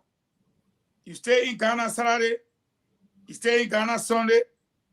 Then before you leave, Monday, to come in the early hours of the morning to be received to start your work. I think that's a disservice. Because every day the president stays out of the country, beside his allowance, hotel, feeding, and other, we gave him 2,000 incidental. Yes, he told us that before. Yes. And the finance minister confirmed. So you see how much we are losing. Yes. Yes. Look at the plane you charter to carry all those people. And when a park in Ghana, you got to pay. Because in the hang-up, it's been, I don't know. But the Liberian people will decide. But what you saw in the 65 million is far more coming. If we're not careful between now and the end of the elections, we will see at least maybe we'll get to 2 billion. Yes. Thank you. Thank you, Mr. Fagon. And Liberians, I hope you're listening and making some decisions about our country. We're going to go for one more final thought on this issue, just in case anyone didn't express what their thinking was. So, Moali, I mean, we heard the story, we read it. The president left. He took his group of people with him. We, at this point, do not know specifically. We have speculations as to why they're there. The timing, 98 more days before election, even if he were to sign another agreement, if he when he loses, he's not, another government will have to take this over. I mean, is this important right now to travel, to use the people's money, like you said? And add anything else you want to say. I'm just, speaking out loud. No, yeah, Dr. Richardson, I believe the president's supposed to be working until the last hours of his presidency. And Eliwo Mawai, the president, the 98 days. If you want to stay out of the country for that 98 days.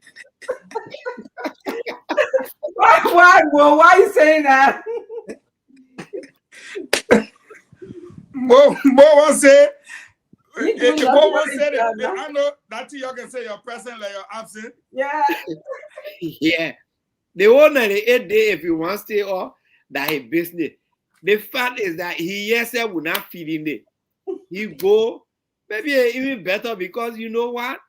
In the morning, they get black traffic to leave from 9th Street instead of going to the mansion to go to where the place name, to Jamaica Resort.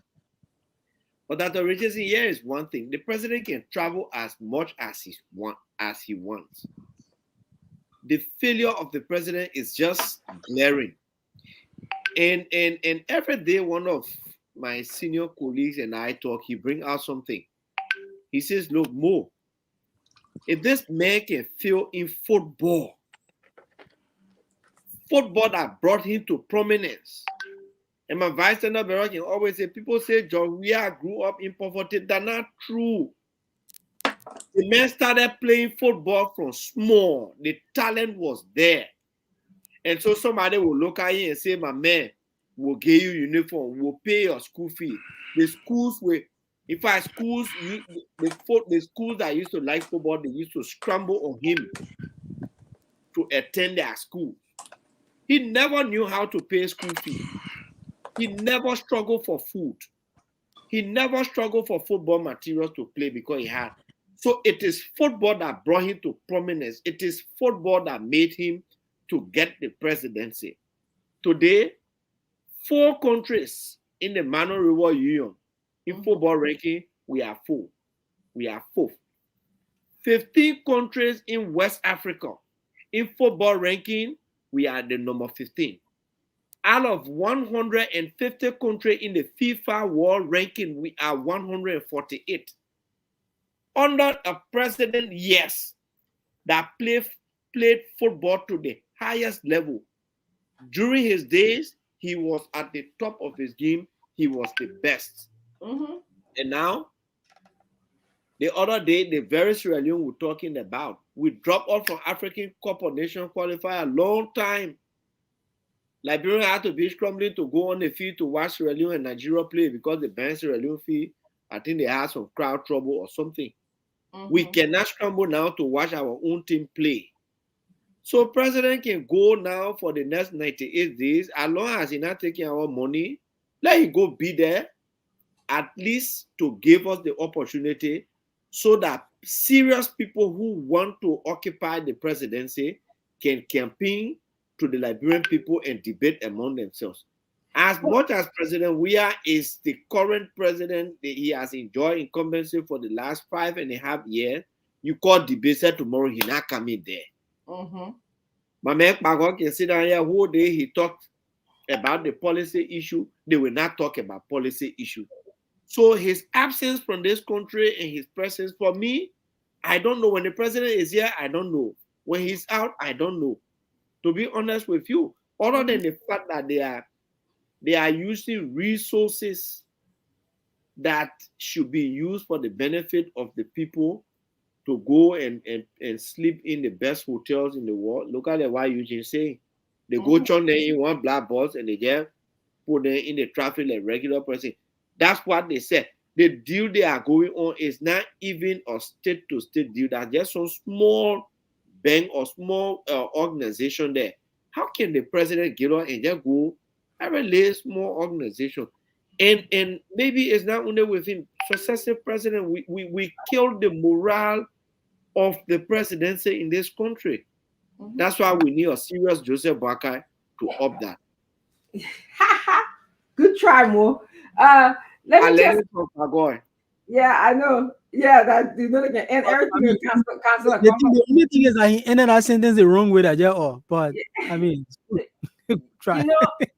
I was just gonna say more. I agree with you definitely, except that our resources, that could be allowed to the Liberian people for healthcare, education, paying the civil service that have not worked. Okay, that's what is being used with them getting per diem.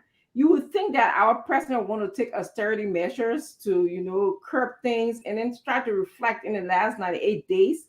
It's not happening, on their end. And technology is so great these days. I'm here, myself talking in Liberia, or I'm talking to Councillor Bakwa. Why all the people got to go to this meeting? Why can't they use technology? What stops it? That will save us money, right? Dr. Richardson, I just told you about the offer that Mo Ibrahim made to President Salif, right? He said he offered her to set up a conferencing or video conferencing or sophisticated video conferencing system for her to avoid traveling to all these kindergarten graduations. And I think that led to a breakdown in their relationship.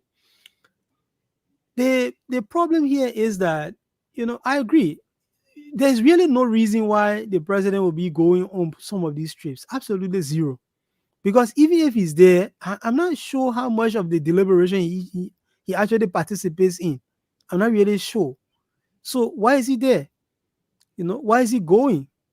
If it is a sign or a piece of paper, especially a bilateral deal, the foreign minister and the minister of finance can deal with those issues. And along with the justice minister, they can deal with those issues simply. There's really no reason to do that. And coming to the issue of leaving someone in charge, yes, that's the way it's always been in this country. Always. Taylor government, they did the same thing. Though Toba, all of them did the same thing. All of them. They will always leave. Most times, it's the minister of state. Hey, take Toba from there. Toba was not there. They all did the same thing. Eugene, don't argue that thing. Toba was not It's there. not something Vice you said. President It Green. started with. You said it started with we are in Salif. That's not true. No, I didn't It say. I didn't said it start started with with we are Madam in Salif. Salif people, which means from the time the Civil War came and normality was It didn't disrupted, start with Civil War, that's when we started seeing Samuel Fangong. Doe That and the didn't start. upward people. It never happened during Tubman, Toba, Barclay. They always left the V in charge. I'm saying it started with the Samuel Doe era, from Doe now all the way up. And you know what brought Doe to power. I'm going to tell you. Okay, can we please allow Mr. Councilor? The man frozen. I was talking. The internet. But let give him a chance now. He said that, Councilor Parker. He said that. I said the man frozen, and he said the man said that. No, I thought you said you were fussing. I'm sorry. I thought you heard He you. frozen. Okay, frozen. Okay. That's well. Now, CBB people freeze the man. Yeah, okay. We're frozen this weekend. You know, and what Councilor Parker was saying, you know, that this practice of leaving somebody in charge, you know, have been done from time immemorial. But you know, something that I think good judgment and clinical sense, I say clinical sense from my background, but good judgment and maybe political savviness will dictate is that just because we've done something one way or doesn't mean that we always have to do it. You know, if it's going to be costly for us to be putting, do the people who they leave in charge, do they get paid? I mean, what benefit? Why can't we just use the peer person like the vice president who's been paid for this position? I hear your argument, Mr. Falcon, about the Constitution. But again, I mean, if you, like you said, if you selected somebody to be your vice president or your running mate or whatever, and you trust that person, you know, it's not adding up to me. I think about money and saving here. But I hope Councilor Parker. Dr. Richardson, you know that thing has always confused me, because I thought the Constitution says in the absence of the president, it's supposed to be the vice president and then the speaker in that succession. I don't understand why when presidents travel from Liberia, they say the person will chair the cabinet in consultation with the vice president. Why not the vice president? Because if you're not there, then the vice president is supposed to chair the cabinet, right? Yeah. I keep wondering what's the fear. Why they don't do it? Yeah. Why don't the vice president become the acting president until the president is back? And we assume that the vice president is being paid for that. That's why you selected this person. Precisely. To be in your ears and be your eyes and ears. But I'm confused too. But you know, like Mr. Falcon read the Constitution to us that says that the president has the leeway to do what he wants to do when he's leaving. But I don't know if this in this country when Biden leaving, we don't even know, they don't even announce like he's leaving the country with somebody else. I think we just assume because we have a vice president that she's gonna take the role. So we need to explore that. To me, it's wasting time, money, and everything. It's not being useful. It's not using our vice president wisely. Yeah, I have more to say about that. All right, Mr. Falcon, your last words on this topic before we move on. More you are frozen or you, what? You look like people that are frozen. Well, you see, for yes. For me on this matter, if the Liberian people allowed even 30% of the current legislature to come back, they will suffer the same fate over the next 6 years. What am I saying? In the lower house of representatives, the House of Representatives, I expect out of 73, 15 to come back. Not more than that. I expect about 15 of them to come back. In the Senate, there are 15 of them going now to run. I expect not more than 4 or 5 to come back. the rest should not come back. The Liberian people will have to make that conscious decision to send shock into our legislature. Yeah. If 2023 does not force the Liberian people to send a shock, they will suffer and continue to suffer. That's true. Because the president does not have the power that these people have. Do you know, for example, the president staying out of the country for 48 days? Do you know the president could have been impeached on 2 or 3 different counts? It would have started in the lower house and ended up with the Senate. Look at what happened recently with the 65 million. They said the 65 million is so vast and broad. Come back and break it down to us. Tell us who's borrowing what and for what purpose and from whom. All of our ears were open. And the judge left it like that and they passed it. Yeah. Now, will we know what happened in Israel? And when the president returned from Israel, will they tell us exactly what happened? Because I am waiting to tie this 26 million with this 65 million. I leave you with this, Dr. Francine. Don't forget, this 65 million was passed into the budget before it was debated. Correct. You mentioned, I read that too. You said that too. On June 8th, this agreement was sent for what? Ratification in the lower house. We are in July. I'm suspecting it was infused into the 65 million. What? Yes, ma'am. Wow. So you see where we are. Yeah. They pass it into law by way of the budget. Yeah. The finance minister had already signed this kind of money. Was it rectified? You read the article. They sent it to the committee room. But was it rectified? Did it pass through the Senate? If the president signs in Israel, I read to you Article 57,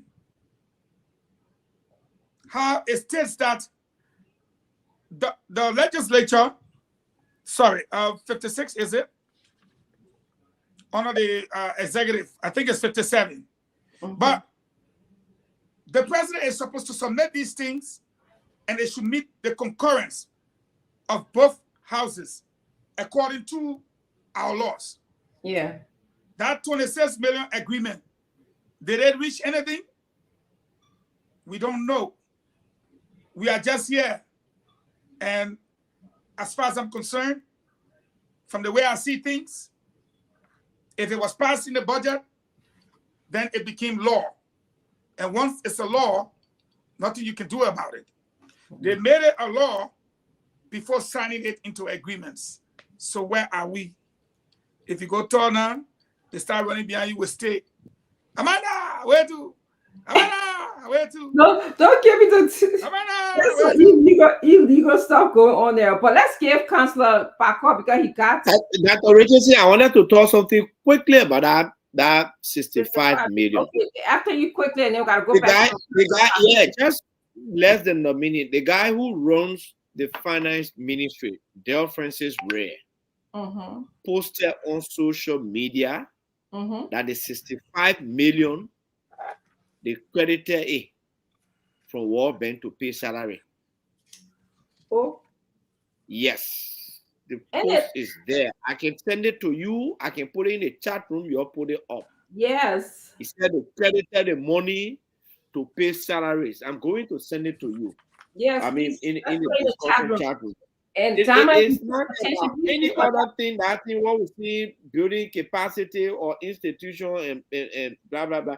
That's not why therefore they credited it. And what confuses me is the fact that these people are telling us consistently that they are collecting more revenue. Salary is supposed to be the first claim on revenue. How come they're going crediting $65 million just to pay salary from World Bank.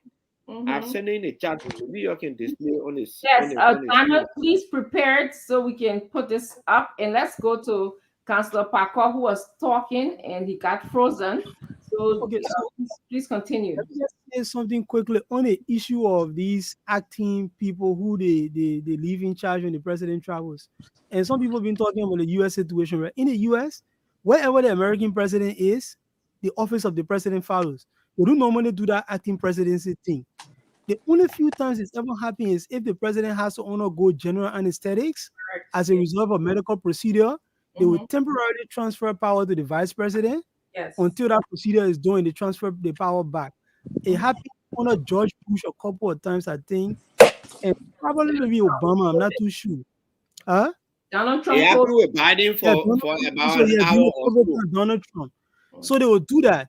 So I mean, just like Dr. Richardson was saying, in this time of technology, there's no reason why the president will be somewhere and then he also not still president while he's there.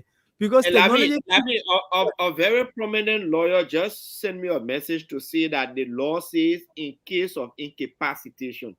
They didn't say when the person is absent from the country. yeah, so maybe for us, absence from the country is incapacity because the person has no means of keeping in constant touch with what's happening around them. But with technology now, you could be in Israel and be chairing the cabinet in Liberia, anywhere you are. Even on the U.S. president's Air Force One plane, he's Correct. still in charge of the United States. So Absolutely. I don't understand why. And my brother was talking Saving about my money brother. for our people. Saving Huh? money for our, I say it's about saving money for our people. Because it should be whole idea should be about making sure the government is run properly and saving money for the country. Mm-hmm.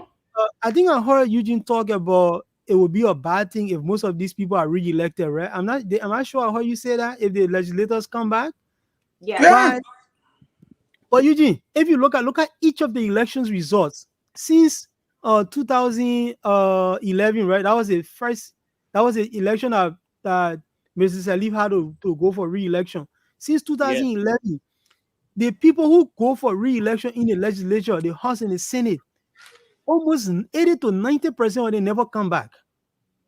Almost 80 to 90% of them never comes back. Why do you think that the behavior there has not changed? Why do you think the behavior there hasn't changed?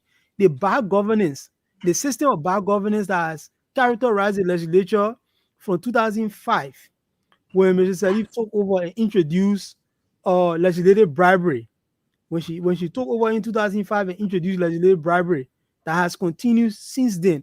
Why you think that behavior hasn't improved, even though their life expectancy, they I shouldn't say life expectancy, but people start thinking that people actual life, the tenure expectancy of legislators, even though it is very low for returning legislators, why do you think that situation has not changed? I think that situation I, has not changed.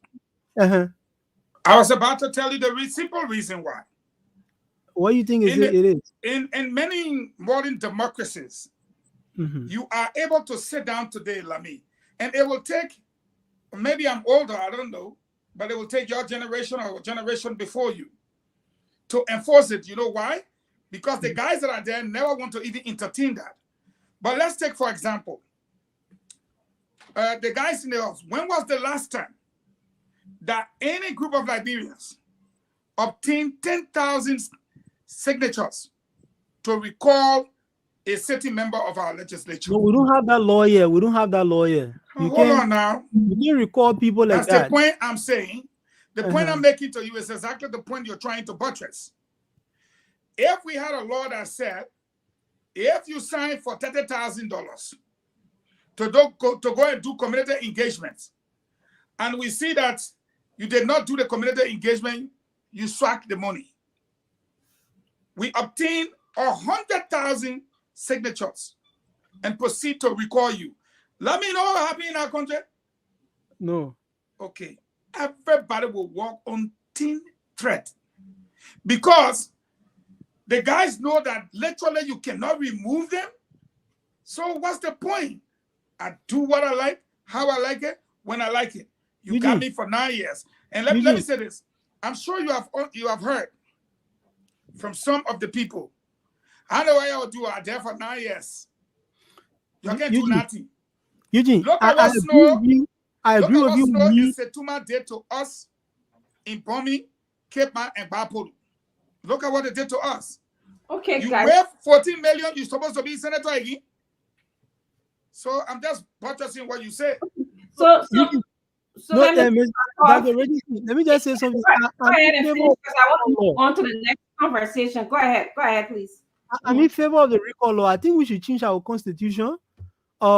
It's possible even it could be a statute where we put in a recall provision for all elected offices. And we assume that you will support that. Mo Ali will support that. Dr. Richardson will support that. All our political leaders will support it. We put a recall provision in the law for non-performing office holders, elected office holders. I think we should have He that. even needed to have been there like yesterday.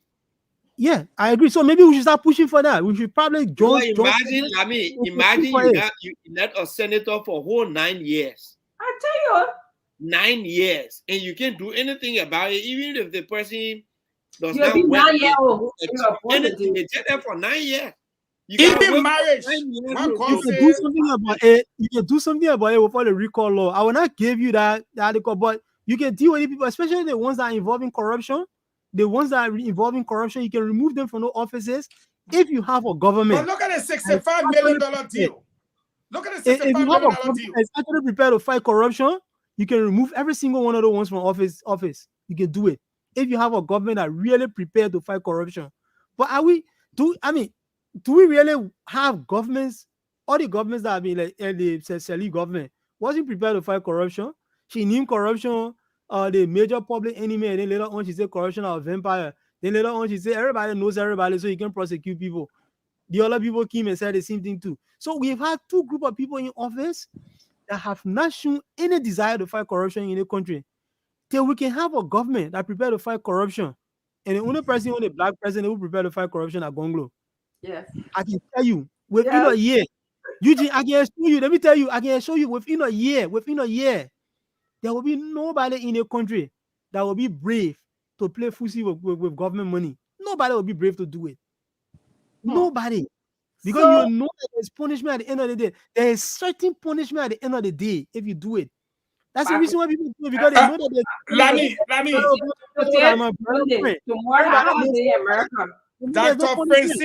Dr. Francine won't go to our next topic. You said Congo will fight corruption. I've just brought something better. I brought something better. The government cut Congo Patterson money from $150 to $45. All the law Congo know, he go defend a Patterson and to make the government pay a Patterson. Then he say he will fight corruption. How many times if I tell you that our laws do not allow you to just go and pick up issue? And you don't got a law for law. You think Congo not got Patterson who crying? So the government call their money? How many of them came to you to tell you that they wanted someone to sue the government for the money? Speaking of how many of them came to you, I want to change that offensive topic. But a guy that I knew at the Ministry of Information.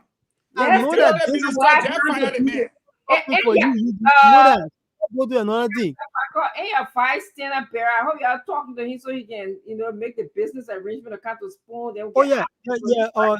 Dr. Yakbaolo is going to come on this program to talk to the Liberian people and mesmerize all of you people. Yeah, I know you mean Dr. King Yure? Dr. Yakbaolo. Corruption question. But let's go to, it's 5:58. Mesmerize all you people. It's 5:58. And I wanted us to go to another thing that was in the news today was the certification of Vonnie Sherman and Nathaniel McGill. And this is important because we saw in the past, or we know in the past, that these two men, there's 5 of them in our government, who were sanctioned by the United States government for many reasons, including bribery, using government funds inappropriately, pay for play. So today, we see them getting certified to run for their positions. And I want to know what you guys feel about it, because I have a view about it, but of course, I'm always last to express that. So let's start with you, Mwali. I I sincerely always do have a different view on this.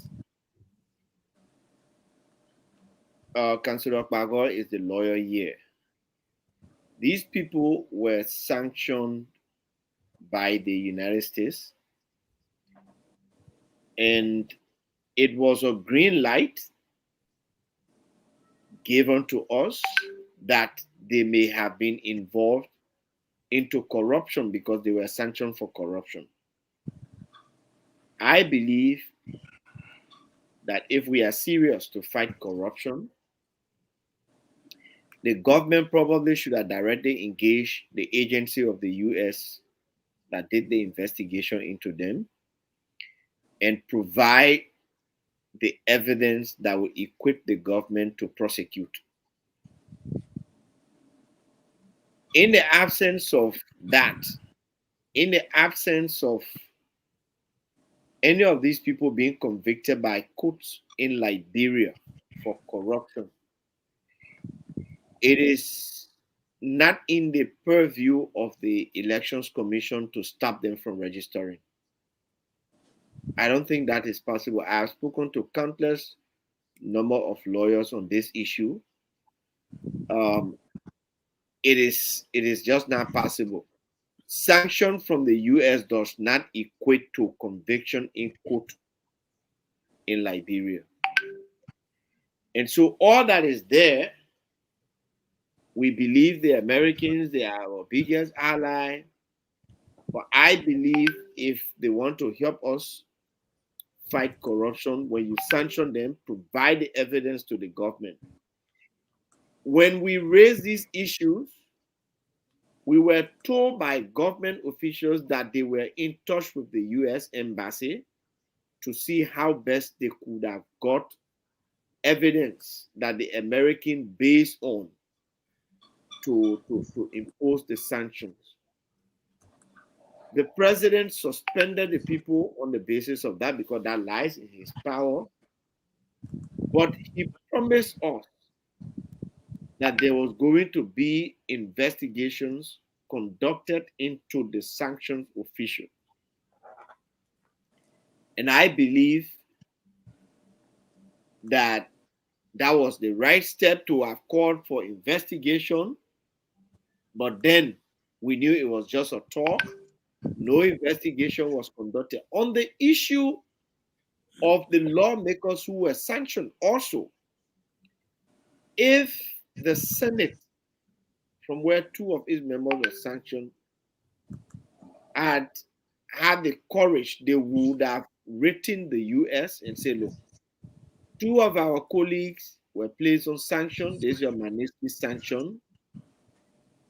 We want to take action, but we do not have the capacity to take action in the absence of us having in our possession evidence that you base on to impose the sanctions on them.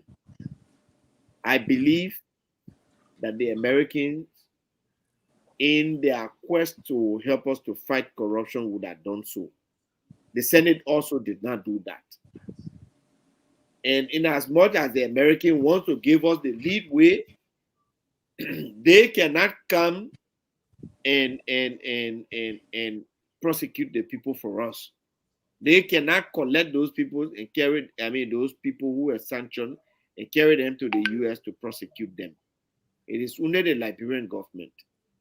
So if our government did not do any of these things, the Election Commission cannot stop the people from registering. Under the laws of Liberia, they have committed no crime yet. And we can sit on the radio and say as much as we want a remain accusation until it can be proven in court and then they are convicted by the court. That's my sincere opinion on that matter. Thank you. Moali, you the lawyer here. Moali. I'm sorry. I'm sorry. Casa Paco, you the lawyer here. You heard what Moali said, that this sanction of Sherman and McGill doesn't have any kind of prosecutorial power, like they're not legal binding, because the Liberian government did not take them to court and put a judgment against them. So yeah, we are today. What do you think the role of Liberian people in this whole matter is? Because when you read the Manisky section, and I'll read it before we leave today, it is, to me, it's grave. It is bad. Go ahead, councillors. They, there are certain things that are basically just common sense. You don't need to be a lawyer to understand, what they are. And Ali is right. Technically speaking, I've not committed any crime in Liberia. Mhm, Even though the issue for which they were sanctioned are things that they did within Liberia. mhm, But in order for you to determine whether they've committed a crime here, our police force, depending on what kind of crime we're talking about, probably in the National Security Agency, depending on the particular issue, the Ministry of Justice, the different prosecutors that we have there, we have to make a determination with respect to that. Um, if it is a felony, they will have to go before a grand jury. In fact, firstly, they will have to collect all the evidence that will amount to convincing them that a crime has occurred. They will take that evidence to the grand jury, and they will ask the grand jury for the grand jury to issue a true bill. I think it's almost 2 years now yeah. since the U.S. government said these people were the top line corrupt people in Liberia. And Mhm. before Mr. McGill, Mr. Twelwe, who was the other person that was on that list, and Councillor Because, Cephas, yeah, before those three, they had issued the same thing about Councillor Sherman in Prince and George. Mr. Johnson, and Senator Sherman and Senator Prince Johnson. Yes. I think those two preceded these three by probably a year. The government didn't see any reason to Mhm, act against the two senators. mhm, I don't see how they will see any reason to act against the three members of the executive branch. And the most they did with them was just to force them to resign, and that was it. But till the government in Liberia can decide that there is sufficient ground for the guys to answer a criminal law, you can say you stop them from contesting in the elections. There will be candidates. Some of them may win, and they'll probably think that winning will give them a security cover from prosecution for crimes, which is not the case. There's no law in Liberia that says when you're a sitting lawmaker, you cannot be prosecuted for a crime that you committed. There's no law in the country. And that theory was tested. That theory was tested by Councillor Gonglo when he was Solicitor General. If anybody remembers the case of Roland Khan was a sitting senator at the time, and he had murder allegations against him when the situation in Magibi with the land issue in Magibi. I think about 20 or 30 young men got murdered hmm, because of a land dispute between, yeah, brutally murdered too, because of a land dispute between Senator Khan and Charles Benny at the time. Senator mhm, Khan was arrested against the protestation of other people that he was a sitting senator, so he's not subject to law enforcement. Councillor Gonglo said that didn't make any sense. Councillor Khan was incarcerated at the Monrovia Central Prison, and he stayed there until he was acquitted of murder, and he walked free. So that mhm, example has already been set in Liberian law by mhm, a very strong Solicitor General. mhm, So going into the Senate doesn't help any of those people. But the bottom line is that till our own government can decide that there is a crime to answer to, those people have nothing to answer. They have absolutely nothing to answer to. And I will also add that it is shameful that it took the United States government to decide to point to us five of our own people as corrupt. It is really, really shameful. And Why and do and and Counselor, don't you think it is also shameful that we don't have the willpower to at least let them have the day in court? I mean, it boils down to the people in power right now, the people who control the justice system. It boils down to them deciding to have these people have their day in court. So, they say pay for play. Uh, Against Senator Johnson, for example, pay for play. Mm-hmm. As far as I know, there is no crime in Liberia called pay for play. But again, there are other issues in the law that may apply to that situation. So it depends on how you read the law and how you apply it to the situation. For the situation of Mr. McGill, Mr. Twelway, and Tifa. Mr. McGill were just straightforward corruption issues, influence peddling and stuff like that. So for their own, I think it's even an easier prosecution than it is for Mr. Johnson, for example, for Senator Johnson. It's an easier prosecution for those two than Senator Johnson. The same thing with Councilor Cephas. His own accusation also is an easier prosecution than it is for Senator Johnson. Mr. Sherman, Councilor Sherman situation, I think, stemmed from the civil mining thing and stuff like that. Yes, But people too. yeah, he got acquitted, right? If No, I'm not mistaken. they also accuse him of bribing fellow senators to vote for the removal of Cabinet Janet. Yeah. I mean that also is a straightforward prosecution. And it would not only be him alone, all of them who participated in that bribery scheme at the time. I can assure you, if someone like Councilor Gonglo comes to power, all those senators that got involved, I can assure you that all those senators that got involved in a bribery to remove Councilor Janet, they will all face trial. Every single one of them face trial. And Go ahead, Councilor. I mean, bribery can lead to you leaving your office. So you answering a question for me.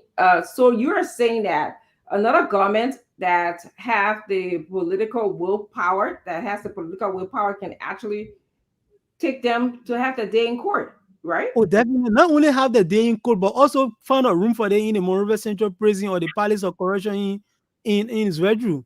Yeah. Okay. You know, I mean, another government that comes to power that actually has a political will. As I said one time on one of the talk shows in Monrovia, we need to fill our prisons with white-collar criminals. That's what we need to do. When we do that, we set an example that will make everybody fearful of doing wrong. That's what is lacking in this country. A lot of people do not think that there is any consequence. They don't have any skin in the game, as you people can say in America. They don't have any skin in the game, so they can do anything wrong. The moment the person realizes, say for example, if Senator Sherman realized that there was skin in the game for doing that thing, you think he would have done it? He won't. He will absolutely not do it. No official or government will do it if they know that there is skin in the game, because you know that there's punishment at the end of the day. So you won't do it. But if you think that there is no punishment, you will do it. That's just all. Yeah. So I'm going to, Mr. Fagon, I want to come to you to add your voice to this matter. But I also want you to add your thoughts about the consequences of being on the Magnitsky sanction, which is the financial transaction of the 5 accused. Do you think that it impacts them anyway, with especially Sherman and let's say Sherman and McGill? Does it impact them in any way in terms of their electoral process, or if they become elected to represent, Kippan County or McGibby County? What do you think? Well, first of all, there are consequences when you're dealing with the greatest nation in the world. We need not forget that America sanctions does bite. But when it does come to when you look at Liberia, for example, America's sanction, in my honest and fair assessment and opinion, it's zero. Because I'll give you an example before I go further. You impose a sanction on a man like Prince Johnson. When you talk to Prince Johnson said, Fagon. Now, only in America they got Apple, no. Since you've been seeing me, they call me Prince Johnson. You not see me go. I'm making up something now. Yeah, I know. You not see me go America to buy clothes? Exactly. No. Fagon, GB and Bogo, which one sweet? GB. You're imposing sanctions on officials that by Liberian standards are already rich. If they decide to take treatment, they'll go India. They can go to Ghana. So unless, as I heard in the case of Varney Sherman, the individuals got properties here and monies in the bank here, then it's a little bit difficult. But as far as just the idea you're sanctioned, the partners in the rest of the world will not do business with you. So your best route is political office. Now, Dr. Francine, if you are making 10,000 US in Liberia, really in an honest way, and that's why people don't like me, because when I speak the truth, I speak about fear or favor. Mm-hmm. Somebody making 10,000 in Liberia, do they care about US sanction? Does it really matter? In America, someone work for you for a day is $100. In Liberia, someone is willing from Monday to Saturday, 6 in the morning to 6 in the evening for $150. So tell me now, they wash your car, your clothes, cook your food, clean your house, press your clothes, everything. Now let's come to the other part, the legal aspect. Under our laws, a person is presumed innocent until proven guilty. If you go by that judicial doctrine, then all those people are innocent people. Under our law, unless a person is convicted of a crime, the NEC can do nothing. It is presumed. Mr. Falkland, let me hold you a little bit. So why then did the president ask them to resign? If that's the point I'm coming to. Okay, go, sorry, go ahead. And this small lecture I'm going to give you is going to be sweet because I got my droom. It would be too sweet for you to even understand it. This president was very hasty. And let me be frank with you. The ANC has a closer ties to certain big people here in America. They are friends with the powers that be. They can move mountains. But on the ground, they don't have that kind of power or leverage. I'm not sure if I'll go that far, but okay, speak on. So, you may move on this side, but you're not moving back there. And so when the pressure came, Mr. President was afraid. And here is why he was afraid. Nathaniel Fallow McGill is, according to our Constitution, according to our law, he's the special assistant in the office of the president and at the same time chief of staff. So when you catch him for corruption, you don't think a boss man inside it? Correct. So when they hit him, he wanted the stigma removed. Against the advice of many persons who said, with small, the president panicked. He suspended, and you had a kitchen cabinet who felt that McGill had become too powerful. So they pushed for the forceful resignation and they got it. But here is what happened. And my June is reporting this to you. Siri Allen, I'm calling him and I challenge him because we have the video. He said McGill will never go on the CDC ticket. He will not go on the coalition ticket because of the stigma. But they went to a meeting. Mulba Molu, Samuel Twain, Thomas Fowler, Akaros Gray, to debate this issue. And yes, I have my dreams. And President, we have told them, if McGill cannot go on the ticket, I will not go on the ticket. Everything turned upside down. They push it so. Mr. President say, if McGill cannot go on a ticket, I will not go on the CDC ticket. If we can agree, then let's all of us agree. And they asked him for his reason. He said, this man is not guilty. We've done enough to him. America says he did something. Until it can be proven, he's presumed innocent. So let him go and try. We shouldn't stop him. But the main reason, Dr. Francine, why President Weah said McGill must go on the ticket is there is a guy called Balazese. James Tonola, Ava Jones, McGill. Ava Jones dropped out. The three remain. But remember, it was Tonola and Nukwe of the PUP party who went and pledged their support to the CDC with the hope that Tonola, he's the incumbent right now. He's the senator. He's the one running now. He was doing it so that they can put him on the CDC slot. But all the polls have shown that McGill minus the CDC, and this is something I'm going to tell you. Don't tell nobody. Just remember, if I'm going to say it to you on the air. Everybody listening to. Go ahead, tell me your secret. When you won't tell. The people of Margibi told McGill, minus CDC, we will carry you. With CDC, we will not guarantee you. All polls show McGill in the lead. And President Weah does not want to lose that seat. So they were forced, I use the word forced, to put McGill on the ticket because of the polls. And Mr. President said he will not go on the ticket if McGill cannot go on the ticket. That's how close these two people are.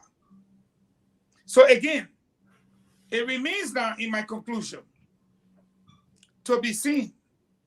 Because going on the CDC ticket, it's going to be, it was going easier for McGill. But the CDC brand is tinted. My dear sister, is tinted. So the question here, will it add votes to McGill or will it take away votes? I don't know how much it will take away from him, and I don't know if it can stop him from winning because he's in the lead. But I can assure you, as his #1 brother in the world, I'm not going to lie, it's going to hurt his chances. CDC ticket. Yes, it is going to hurt his chances. There are people who will hold McGill in their arms and cry with him and tell him how much they love him. But when they see that CDC cloak, they will dress. Because that's how much people have come to hate what the CDC has done to them. It has nothing to do with McGill, but it can be transfer aggression, and who knows better about that than you? It happened to Polita Weah, the daughter of Paul Allen Weah, an innocent woman who has done well. But because things were so hard, they beat her like market cat. Thomas Father King, he brought the bank, the central bank outside, he opened the door. He told about his background, selling plane, 3-day free call, harmonization, no pay on time. They beat him like market rat. So again, it's just happened today. We'll wait and see. But my prayer for my dear brother is that he navigate the troubled waters carefully, because if you wear that CDC beret and somebody's money has been cut to $45, if they don't really like you, they will take it up on you. So we see what's going to happen in the next couple of days. Yeah. Because Margibi has been under the leadership of the PUP. All two of the senators from the PUP. The CDC just played them dirty. After they pledged their support to the CDC, then they turned around. All two of them went on the platform and they were endorsed. Then you play them dirty like that. Yeah. It could backfire. Yeah. So we hope more Ali then will reach out to Nukwe. Remember that Nukwe was the one that ran as VP to Baka. Yeah. Baka selected him. Yes. But so if you play more will tell us more. You know, we got in about 30 more minutes. We'll, I don't know, Diamond's there. We can take calls from Liberian people. Will you offer your services to them, because they took their whole party to the CDC, then they turned around, they went on the stage, they endorsed, then the CDC paid it. Don't you think psychological damage? Will you offer services? You know, and you lead me to the next kind of thought that I have. What is going on with our people? You hear all these things about these people being on sanction, but yet and still, like you said, our people are willing to elect them. Oh, And yeah. after the president himself may, ask them to resign. Someone like Mr. McGill, and I'm not just only selecting him. I'm just saying his name just came up first on the list. Okay, they said that he bribed business owners and accepted kickbacks for steering contracts to company in which he had an interest. He had manipulated public procurement processes. That's how powerful he is, according to the Magnitsky Act I'm reading, in order to award multi-million-dollar contracts to companies in which he had ownership. Now, my question is, all of these things have happened. The president asked McGill to resign. They asked the other two guys to resign.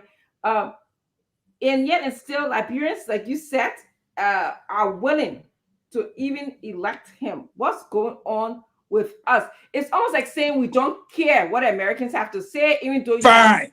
you have Please give me 30 seconds more. partners on this whole issue. Go 30 ahead. seconds. Do you know why? Why? Do you know why? I will take you through ABC questions and you give me your fair opinion without politics. Mm-hmm. Nathaniel Maguez, Samuel Tue, if you were taken to the gallows and say, choose one person to sanction now because of the vast corruption, who will you sanction? I'm the wrong person to ask seriously because I don't know them that well. You don't have an opinion. You know why?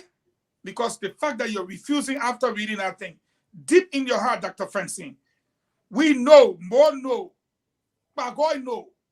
Everybody is corrupt, yes. But we know the real value them. The one that real eat the money, we know them. But they're not on sanction. They can come to America anytime they want to come. They spend, they enjoy, they do. Nothing can happen. Let me give you 2, 3, 4 examples. From the Ellen government. All the people they say stole millions. The GAC report recorded them, indicted them on the GEC report. All them living in America in the BB houses, nothing happened. If you go to Liberia in the George Weah administration, when they say number one corruption king in Weah's government is Samuel Tue. Everybody knows that.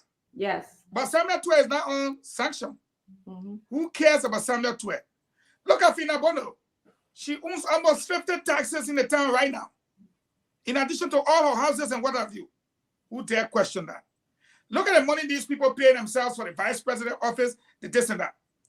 You know where McGill captures the people?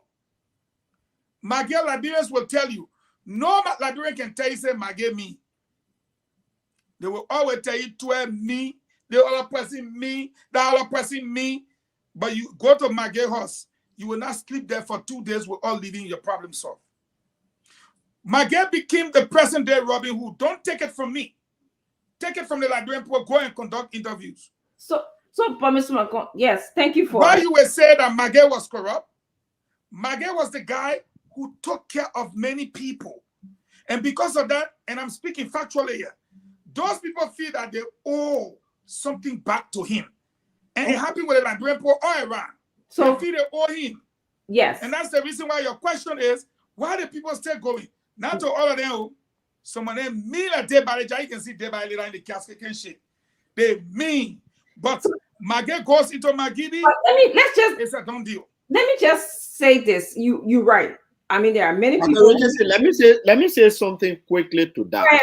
Go ahead. And look at Bill Twawe. You know, I'm going to deviate from what Eugene is saying. I'm not supporting him. I'm just saying what the scenario is. I understand you're not supporting him. You are supporting corruption with the things he's saying. You're supporting corruption. My brother, but let's protect Mali and these are exactly.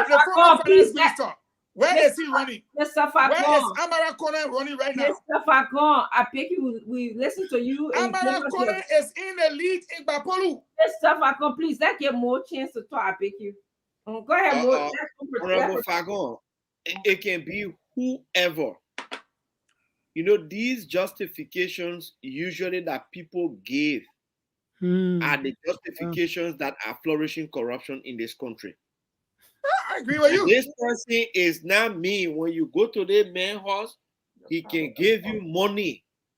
I agree with you. The people do not care where the money is coming from as long as you can steal it and give it to them. We need to begin to make the people to understand that the money they're stealing and giving to you in piecemeal, the man steals $100, you come to a house, he gives you $1, you see him as a demagogue, as a philanthropist. Mm-hmm. Then he keeps the $99 for himself. Right. Whereas if that money was used properly for the people, people will get jobs. They will be able to pay their children's school fees. 100%. They will be able to cater to their health needs of their family members. Because most time, Dr. Richardson, the reason the people run to the houses of government officials are for few things. Number one, they not get food to eat. Number two, they not get money to pay their kids' school fees. Number three, someone is sick and they run it there. If that man, look, every man wants dignity. Every woman wants dignity. If you are employed, the economy is good, and the school system is good, the healthcare system is good. Yes, and sir. you don't have to rush to go and begging to a government minister house, to a representative house, simply because they are stealing. You will not have any of those kind of situation where people will be begging, and you will not have people say, oh, they may good, oh, because they may good. When McGill was that minister of state, who are running to his house to beg him? Nobody. Nobody. Who are running there to beg him? Who are running to beg where? Nobody. You go to their houses, people literally sleep there just to have an opportunity to just sit 1 minute and say, I beg you, my child is out of school. Sure. These are the things that we need to cut off. And that's why I say I agree with you. We need to sensitize the people. Yes. But why you're not saying more? Please hold on, write it down. Let's go to Councillor. But why you're not saying more is what the people are singing in their song. The people singing sanction or no sanction will vote for you. Why are they saying sanction or no sanction will vote for you? Because the real corruption people are not allowed to all us today. Because of their contact. Corruption. They're way small. Let's try to put some sanity to this thing. There's a reason why the government, successive governments in this country, successive governments in the country are the reason why they have refused to solve the problem of poverty. Because when they solve the problem of poverty, when people are no longer thinking about what they will eat tomorrow, then they will realize that the environments are not clean. They will realize that governments are not working properly. They will demand more. So in order to make sure that people are always poor and depending on them, so they can continue saying that the men are good men. Just as Moses, who knew McGill had money before he became Minister of State? Who knew? Who knew Samuel Twain had money here? That nowadays people will go stand to your house and be giving rest to them in cup. Who will do that? Who human being wants to do that? Where you will leave your home and go stand on land to another person's place? The indignity. They share a dignity of that. You know what it means? When you see your relatives in those places, how you can feel? When you see some of your people going stand to those people places and they're collecting resin plastic bag, how do you feel? Do you feel good that you'll be justifying that thing here? To say, oh, and people say the men are good men because when you go to your house, you can't leave enough for your problem. So yeah, for you went there, they solve your problem. How many other people in the country got the ability to go there? Somebody from all the way Maryland will move into the village and come go to McGill and sit down there to get his problem solved or her problem solved. We have to stop the justification. He's calling him Robin Hood. What will you do that? What will you do that? What will you do that? Justifying corruption. That's one of the things that we need to change in the society. We need to change that way of thinking. We need to change that way of thinking. We need to put a halt to it. And we need to demand that our governments will work for us. We need to make sure that if there's food security, there's housing security, there's education security, there's healthcare security. And that's the reason why some of us believe that there should be a rule in a country that no government official that got school age going children should send their children to anything other than public schools. Because when they send their children to the public school, they will not provide a crappy public education that will come and tell us that it's free. It will be quality because they know that children will be subjected to that. We have to make it a rule that they don't go anywhere for treatment other than to the public hospitals. We have to do that same thing too. I agree. And yes, Lani, you Then people you don't like truth in Liberia. Yes, Robin Hood. You call him Robin Hood. I What call will you him do Robin that? Hood, and I have a Why will you reason. do that? You people do not like the truth. Why will you do You that? sat down in this very country called Liberia. Madam Salif, son, Coral Noka with 30 million. Mr. Falcon, we talk Wait, about wait. what happened today now. Don't These let go people, back. yes. No, It wait, these doesn't people mean that are all of accusing them right me. to do the same thing. The other men These say they people were are wrong. accusing me You people in the of power, telling them the truth. Why you let They him Let's go have that free? discussion. We Pardon. got Why you let him go Pardon. free? Why you Pardon. let him go free? Why do you people let him Pardon. go free? We're having a Pardon. discussion, guys. Let's be civil now. We did very good Pardon. today. Let Eugene ask us why they let Robert Sally to go free. Why did they allow Robert Sally to go free? Give me You chance see to the answer. comment? If you You see cannot, the comment? you cannot Yeah. ask the question and answer your own question. Give somebody a chance to answer. Let's elevate the conversation by your topic. Let me say this to you. Elevating it. And you people don't like truth. Now you're accusing me of justifying. But I'm giving you fact. FACT, fact. Mhm. Madam Salif was said to have been the most corrupt leader until George Weah. She stays on her farm. She traveled the world over.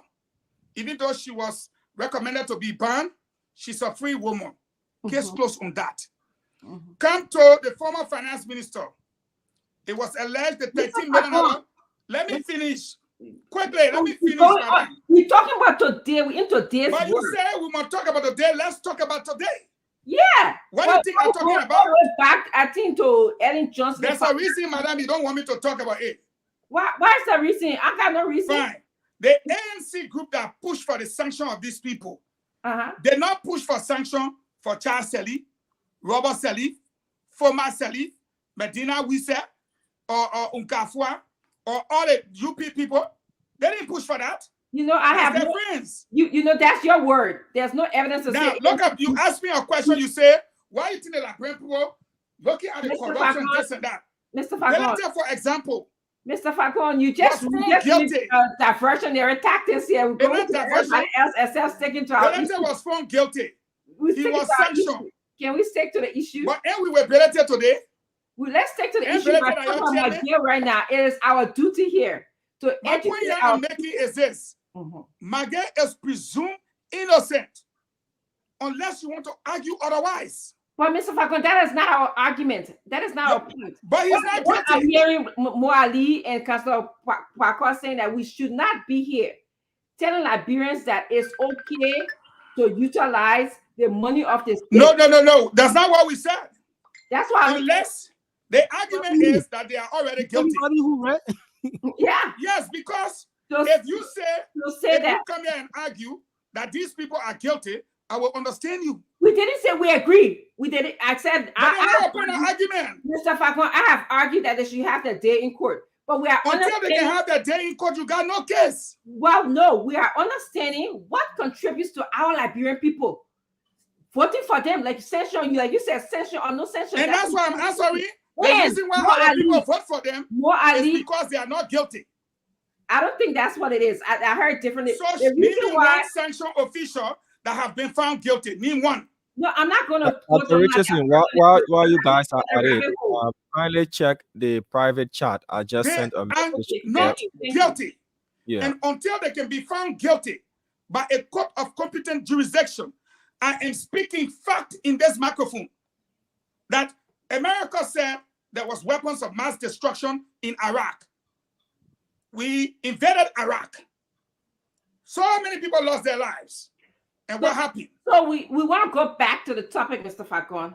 So if we come back to the topic, then we must take that these people are not guilty. Mr. Falcon, we are agreeing with you, okay? That under Liberian law, these men are not guilty. We know that the president, you told us the president rushed to judgment and had them resign. But we are saying that what contributes, I have an article right here. where Minister Fagel is saying that if the he's saying that it's a good thing to use the government cover for infrastructure as long as you're building it in Liberia. This was printed in a news article in the New Dawn newspaper and the Daily Observer, and from Page Africa carried. You read it, right? You read it just now, right? He didn't say it is true to use it for myself. Who builds infrastructure? Is it not the government? They took a tip that Maggie said. It's the government through a system. Okay, it's the government through a collective decision-making process. That's how government's supposed to run. And now they see government just passed 65 million. If somebody just take a point, yes, that's what we're talking about. The 65 million. But when you see those corruption, again, I argue, if you don't put these people in court and find them guilty, they are just as free as you are. That when Miguel made that statement, and it had nothing to do with the U.S. sanction, Miguel said the person we can steal. But when we see a better at a party, and they can steal and carry their own America. That comment is just dangerous for our country. I will tell you which comment is also dangerous. Well, okay, you're gonna use your diversionary tactics. So before it's you not go, diversion, but let go. One of the things that making the people upset. When they go your side, I know that's what we're going to go. Now your side, Dr. Francine. Okay, Dr. Francine, now your side. When you on the other people's side, then and we are free. When The you on the other officials people's side, technically are then not it's committing bad. No, Mr. Bakar, we fair to tell you. Who in Madam Ellie's government has been sanctioned of all the corruption, including Robert Salif, Noka, or who? Mr. Fakon. Why you didn't know about the corruption in any government? But Pago look at me, Pago say, why you didn't try the woman? Pago, President Weah said he graded the woman 80%. He said he was going to protect her. That is why today someone else said, Papa JMB, please come and do the right thing. And that is why the Liberian people are looking up to JMB to come and do the right thing. And Madam Salif is putting everybody in the race. That's okay, we move forward. We have a different view. I believe there's some kind of interconnectedness in the way that I feel about what Mwali said and Councillor Bakwa said. We believe that individual people within our government, whether you minister or state or whatever, shouldn't be taking the government coffer and issuing it to people. He was giving scholarships, and then he was justifying and say, "Oh, at least I'm building infrastructure in the country as opposed to using it other places." That is that is dangerous for our democracy. They get Prince Johnson Cummings gave Prince Johnson 50,000. And you see the university? Diversionary tactics, okay? But call the other point and I didn't show that una. Okay. So that's what we're saying. We are saying Thomas for the university. And you said Sir Joseph Steve. He's still doing the I'm serious about what I'm saying here because Baba Saleh is gone. All the other people are gone. They bring the money here, they enjoy it. We move on. It's a very unpopular position. It's a very unpopular position to justify these people. And that's why the election will prove robbing hoods. They are not robbing hoods. They're not robbing hoods for anybody here. The election will prove whether Liberian people care about selective justice. You will find out. I speak the truth without fear or favor. But you're not speaking the truth. Justifying wrongdoing. Dr. Francine's question was, justifying wrongdoing. You're not speaking the truth. Dr. Francine said, Fagon, why are people running behind these people? The question was not what happened. And then you said know the reason. The people. And the reason is very simple. The people see these people as people who help them. Okay, we can move on. Thieves are helping them. We have to move on. Okay. So you educated guys, kudos to you. It is 6. I agree with you. But the reality on the ground is, I'm going to take 5 calls, Diamond. I saw the chat. People are helping the people. Hey, Mr. Fakot, now we're moving on. Thank you. They talk hard, though. It's very hard. We'll continue tomorrow. But now we're running out of time. Because you're making it hard. You treading the wrong. For me, it's hard. You on the wrong course. You didn't stop. One group of people still they enjoying the money. South Africa, Uganda. It doesn't matter where they carry it to. They are all thieves. We did something yesterday. We can't continue to do it. It doesn't matter where they carry it to. All of them are thieves. My point is, equal disdain. All of them will equal disdain. Our point. And one thing I know about America, one thing I know about America, I live here long enough to know that they will take their time. All day to come here eating burger. They post see that they say it's not over yet. It's not over for the CDC coming to say, we don't care what y'all think about McGill. We're still going to lift his hand up. It will take time. Hey, you see my point? Hey, you see my point? You want to come give me hard time here? The CDC put me on the ticket. Yeah. Then you said, "Can't argue that kind of thing." Okay, let's go. The only thing where move, she was saying I'm crying. Are you sending the sound crying?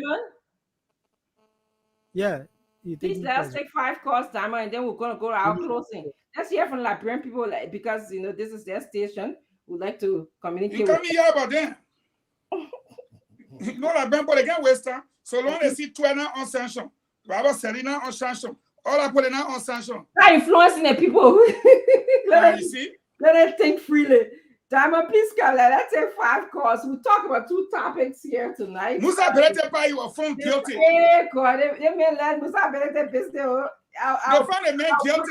The men are chairman of the party. They got to work out peace between you and Musa Berete, because one day you can't talk about Musa Berete. TPP, they found Musa Berete guilty. They can't talk. We talked today about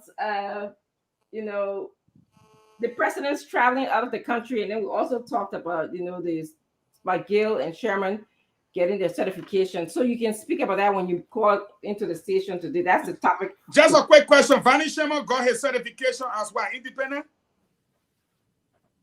More, which ticket they run Vanny Sherman on? I have absolutely no idea. I want to know about Vanny Sherman. Actually, Tama reported that today. So I'm not sure. But you the spokesman for UP. Is he on UP ticket? Yeah, go. No! UP's candidate is Daba Vapila. Oh, the man was UP man before Dr. Francine. I want to ask you. No, that's true. He was even chairman of the Unity Party. And we done with him long time. Okay. We suspended Councillor Shemo and all those senators who voted for the impeachment of Justice Janet.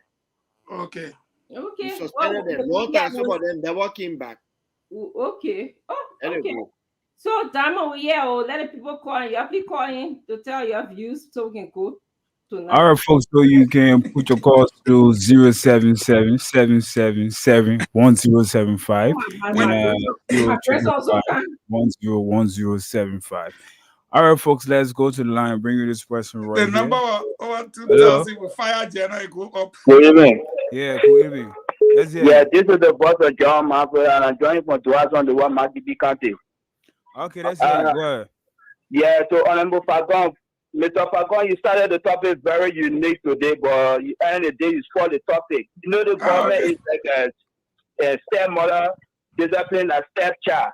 The government only go at investigating opposition. They will never go after people that are in the party.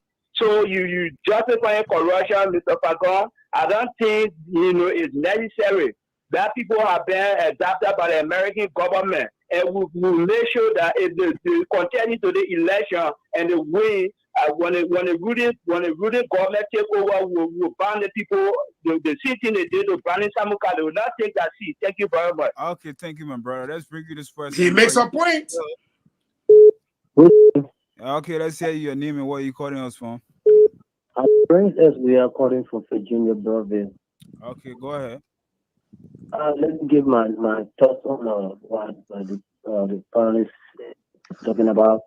But what I want to say to Unify, he should stop spewing out lies and supporting corruption in this country. And I want to support the thoughts from Muhari and other brother. Please doing these things. When you are in power, you did not stop.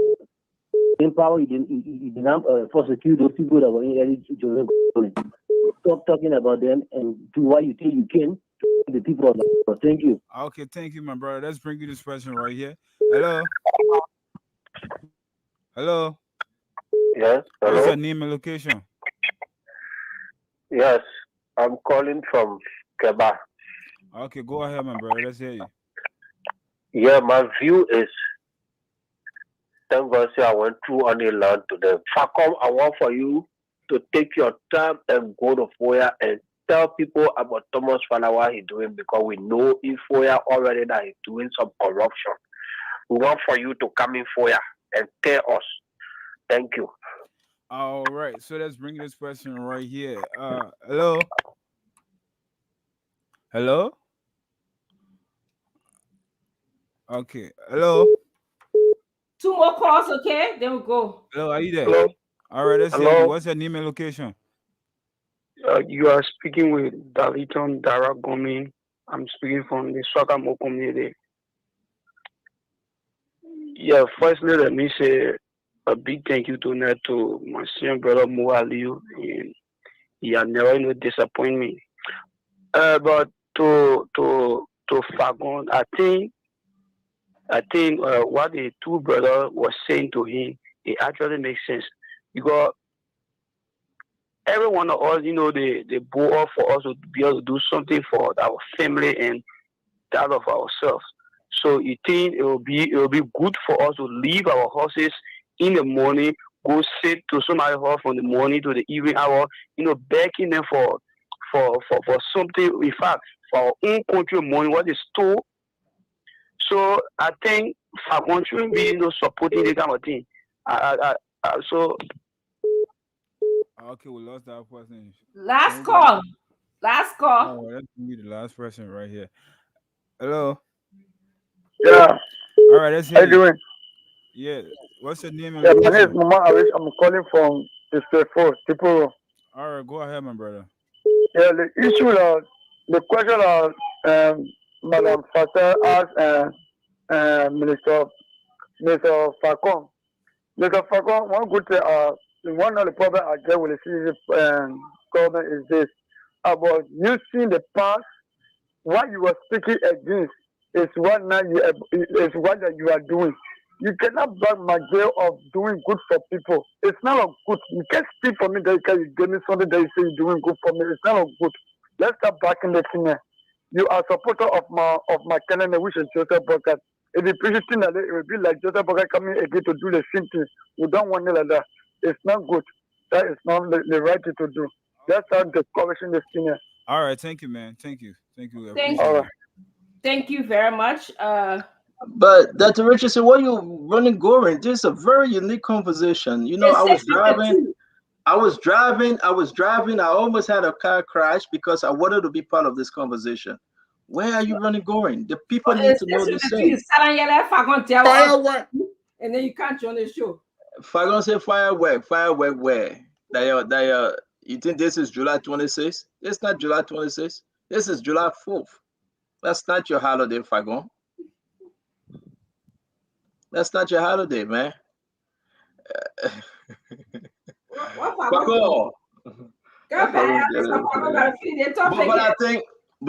I think this issue about Betois with Nathaniel McGill, Serena Seafors, it's a very, very dedicated one, though.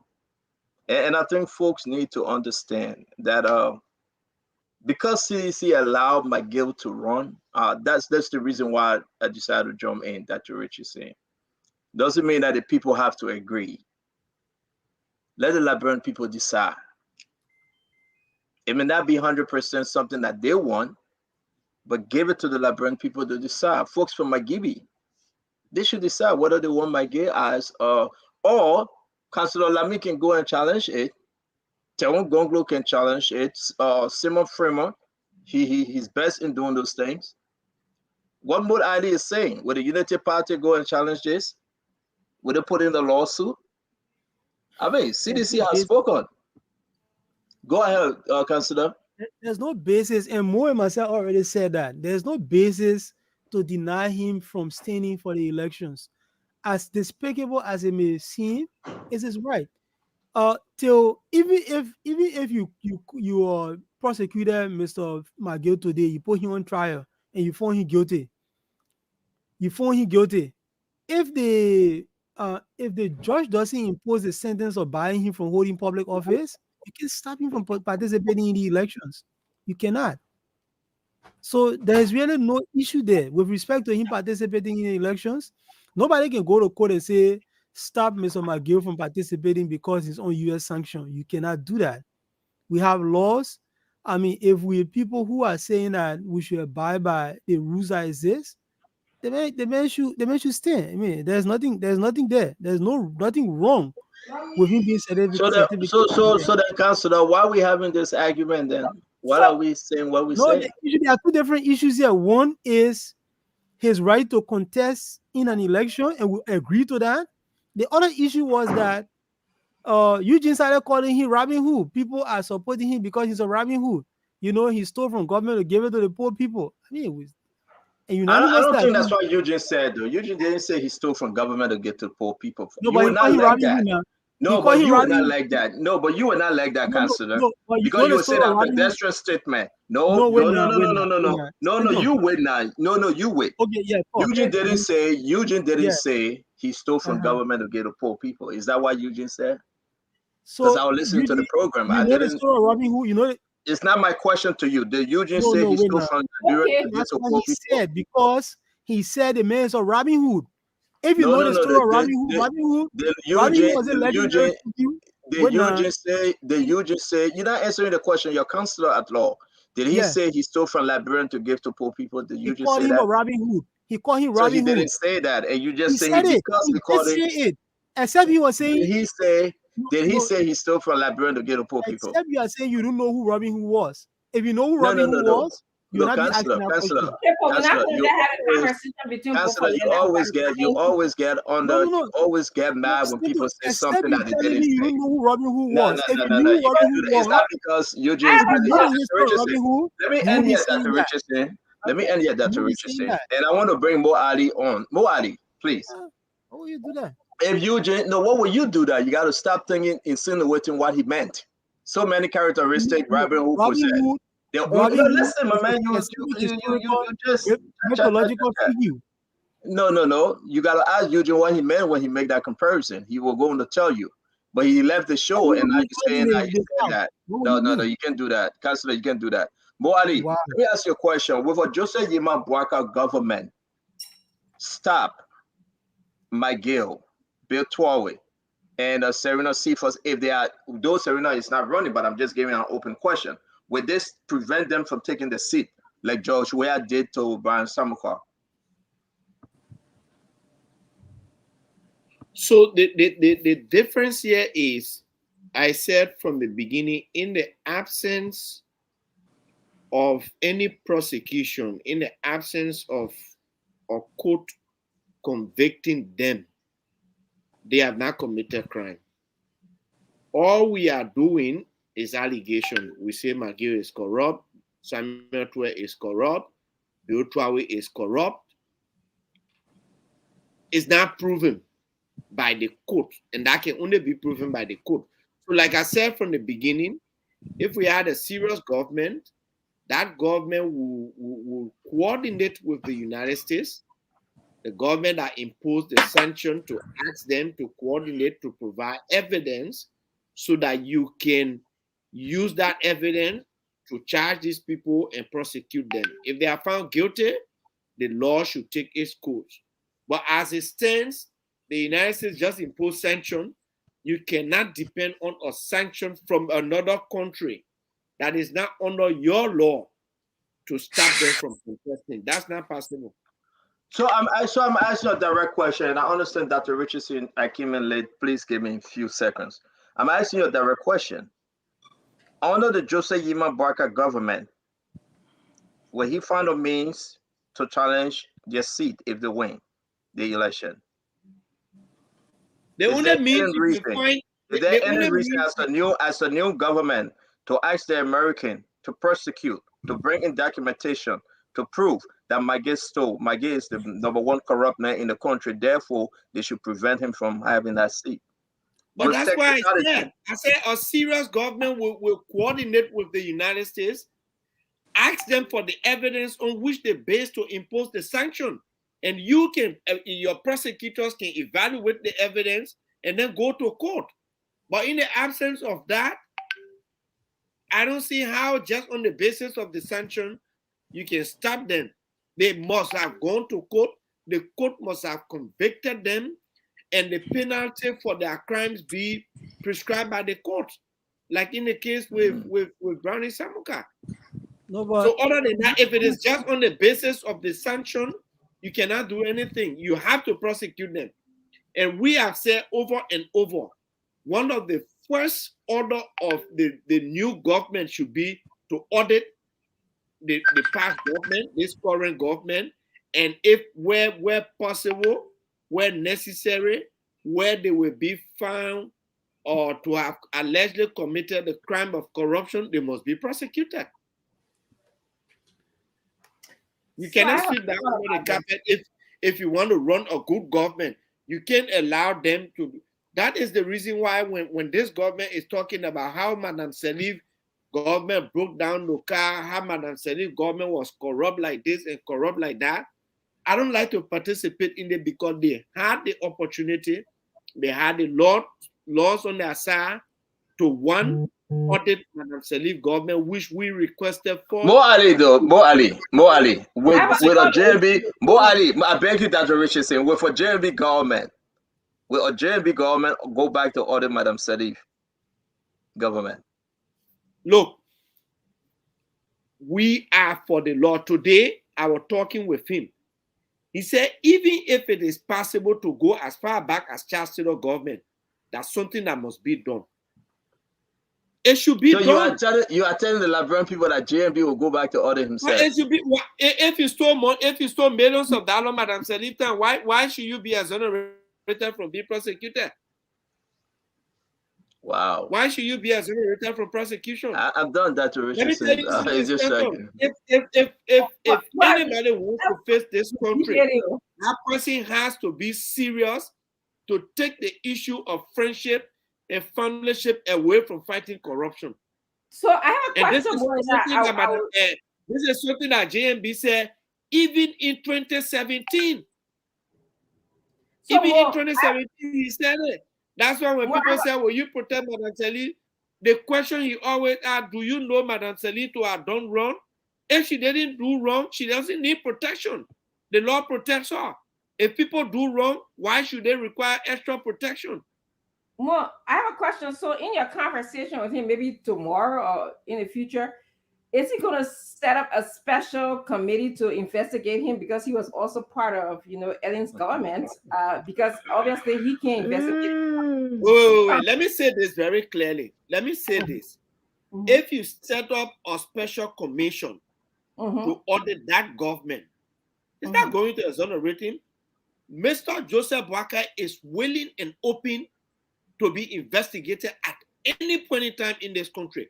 He is willing and open to be audited at any point in time in this country. And he must lead the way. He will be the example. That's good. Thank you. But I want to get back to the topic that we're talking about. For me, when we come here every evening, is to impart information to the Liberian people. My question was, what contributes to the Liberian people voting for someone who the president asked to resign because the American government felt that they had credible information that they were corrupt, they embezzled money, they was paid to play. So the reason is simple. No more, it's not you. She asked me. She asked me. I wasn't on the show. I can answer that. And the thing about, and we came to some conclusions where that we shouldn't have individuals serving as the ATM machine for people in our country. We should educate our people. We should have a systemic decision-making process as in a good governance. So that was, for me, this is what's important. The more we stay on this show, we can educate the people in Margibi County to say, listen, these are your choices. Ultimately, you have to make the right decision, but these are your choices. But go ahead, Stella, because we have to go to closing. Let somebody go ahead 1 minute, please. Okay.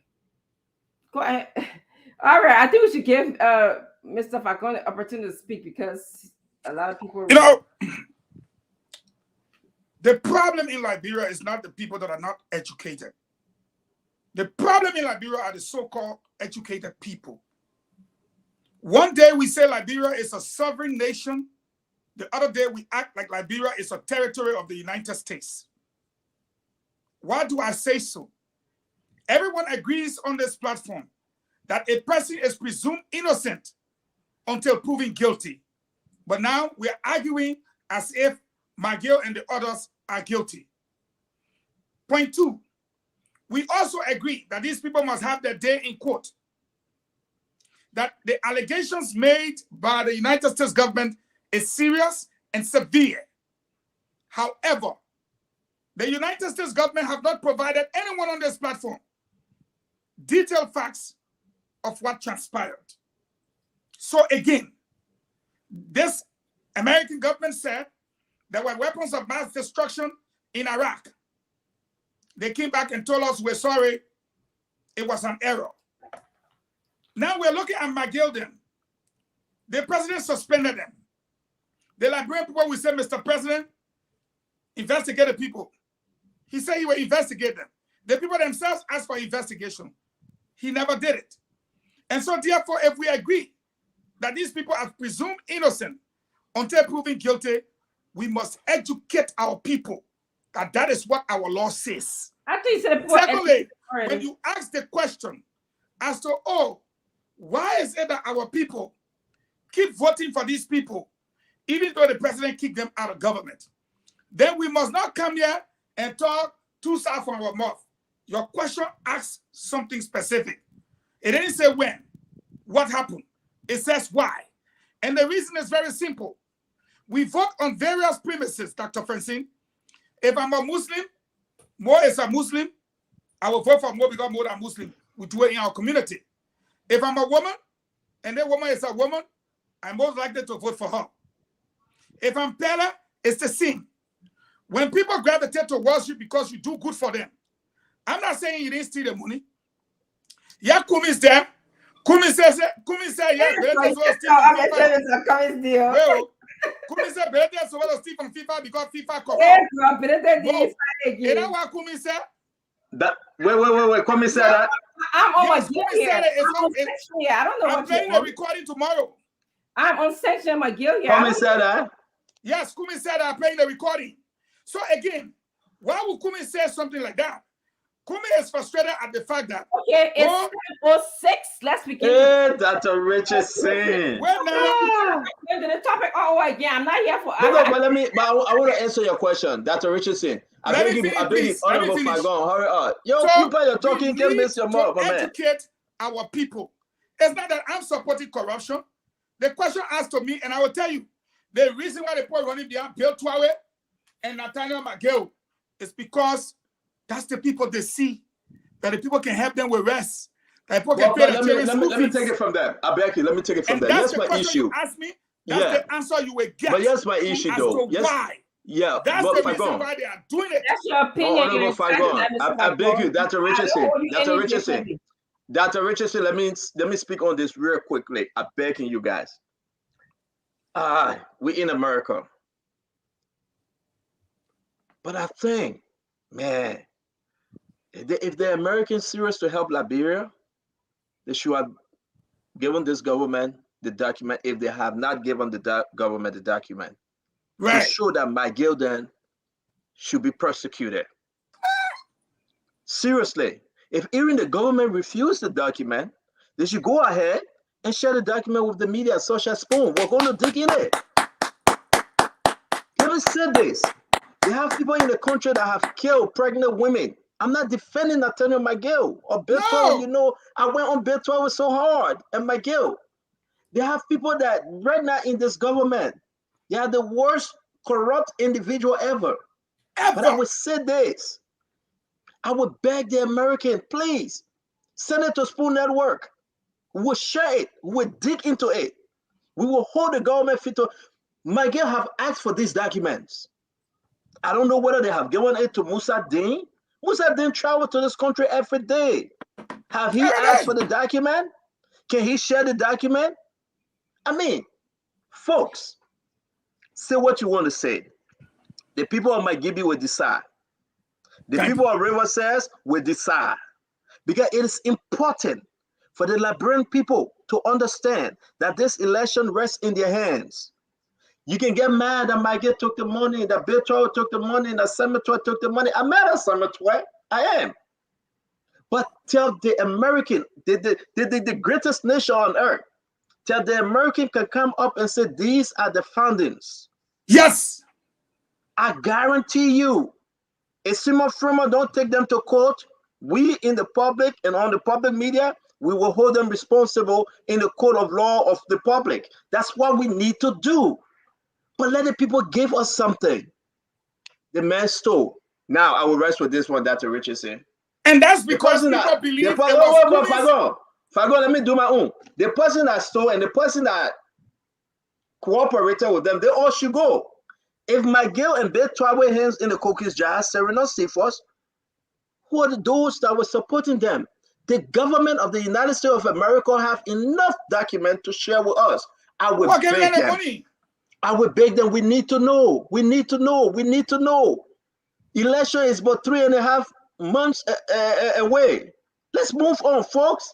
And I like what more Ali said, though. I hope Joseph Yima Boyka can do this. I don't know about Councillor Gonglo, because there's a lot of questions when it comes to Councillor Gonglo, whether you will persecute them. But I don't know. I'm not a Gonglo fan. I'm not a Unity Party fan. Mr. Cummings, I was surprised when Mr. Cummings said FIFA, it's okay for Musa, like Fagon said. If that is true, I am surprised. I hope he didn't say it, though.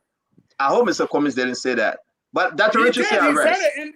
And honestly, people feel like Cummings was the one that pushed this sanction. All the Robin Hoods, the ones that Eugene Fagon referred to as Robin Hood, stealing from the government and giving it to the poor. If we don't know what Robin Hood was, that's what he was. He used to steal from the rich people, the government people, and give it to the poor people. And he referred to those people as Robin Hood. So people? You use the word Robin Hood. You use Robin Hood. I'm done. Thank you for allowing me the time. Yeah, all the Robin Hoods in addition to all the criminals. And let me just when you be coming, you bring either Gonglo letter here for the $1 million. Let me just correct something here quickly. When you bring either Gonglo letter. Let's move the closing. What happened with either Gonglo letter? Can you say that for closing?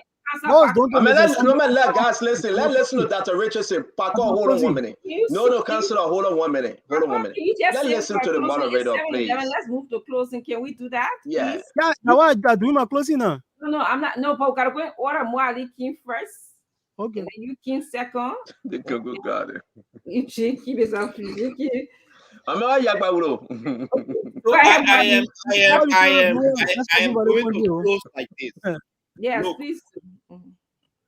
We need to talk about the corruption thing in every facet, and even people who support people that are corrupt are also corrupt.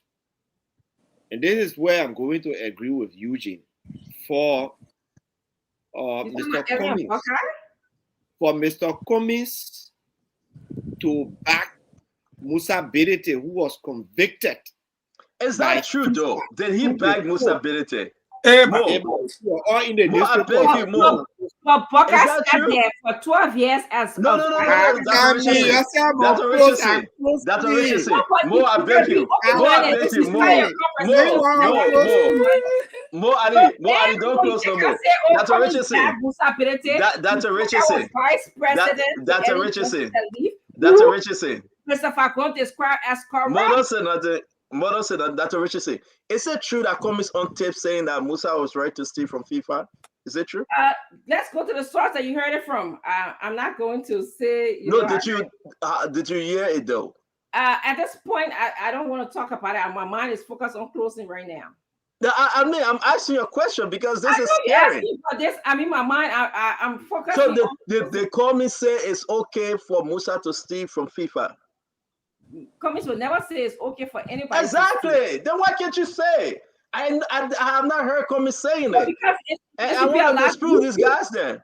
You know Mr. Cummings, you've read his platform. He cannot say that. I don't believe Fago or Mo Ali tonight. You can't believe me. I can't put one of the owner in the Sunday eating out of play. No, don't put no tapping something. Play Mr. Cummings. Let me see. Let protect Mo Ali, finish your thoughts here.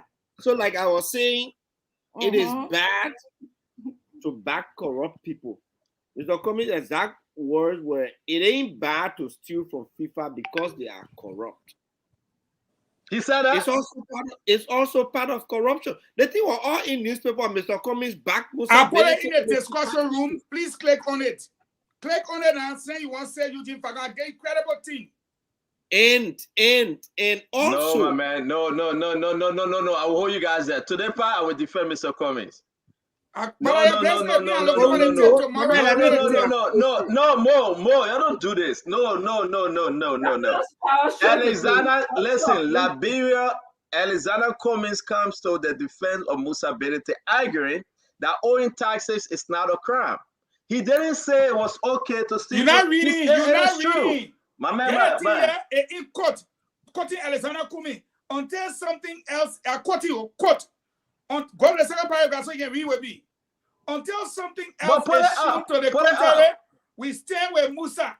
Maybe politics into play. We cannot pretend that it's not possible. You're right. Read that again. Wait. Dr. Richardson, hold on 1 minute. My man, Fagon, wait. These guys need to stop.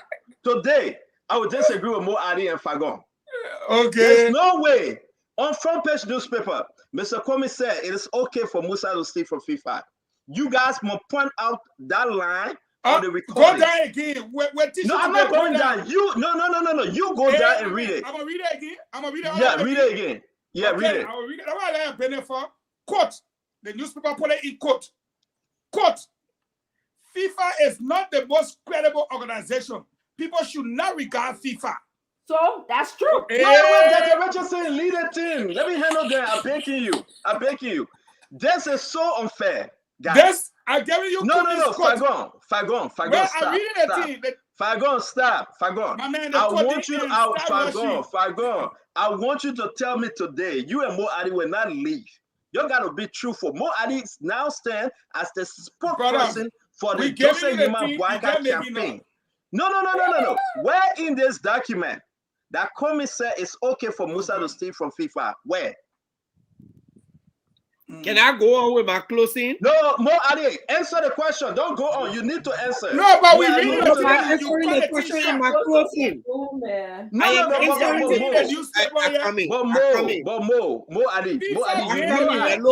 I done with you long I'm going to answer the question in my closing. Mo Ali, I beg you. But let me ask you my question. I beg you, relax, my man. You my friend, right? No, I mean, ask you one question. You were close with it. I beg you, Mo. As much as you don't want Mr. Cummings to win an election, but sometimes these things are wrong. We shouldn't twist the words of the people. That's why I bring this over and over. Where in front page newspaper? My man, I'm not talking to you that more I'm talking about. Go on your 360. Where in front page newspaper? Where on social media? Where on social media can you show to the Liberian people tonight that Mr. Comey said it's okay for Musa Benete to steal from FIFA? Where?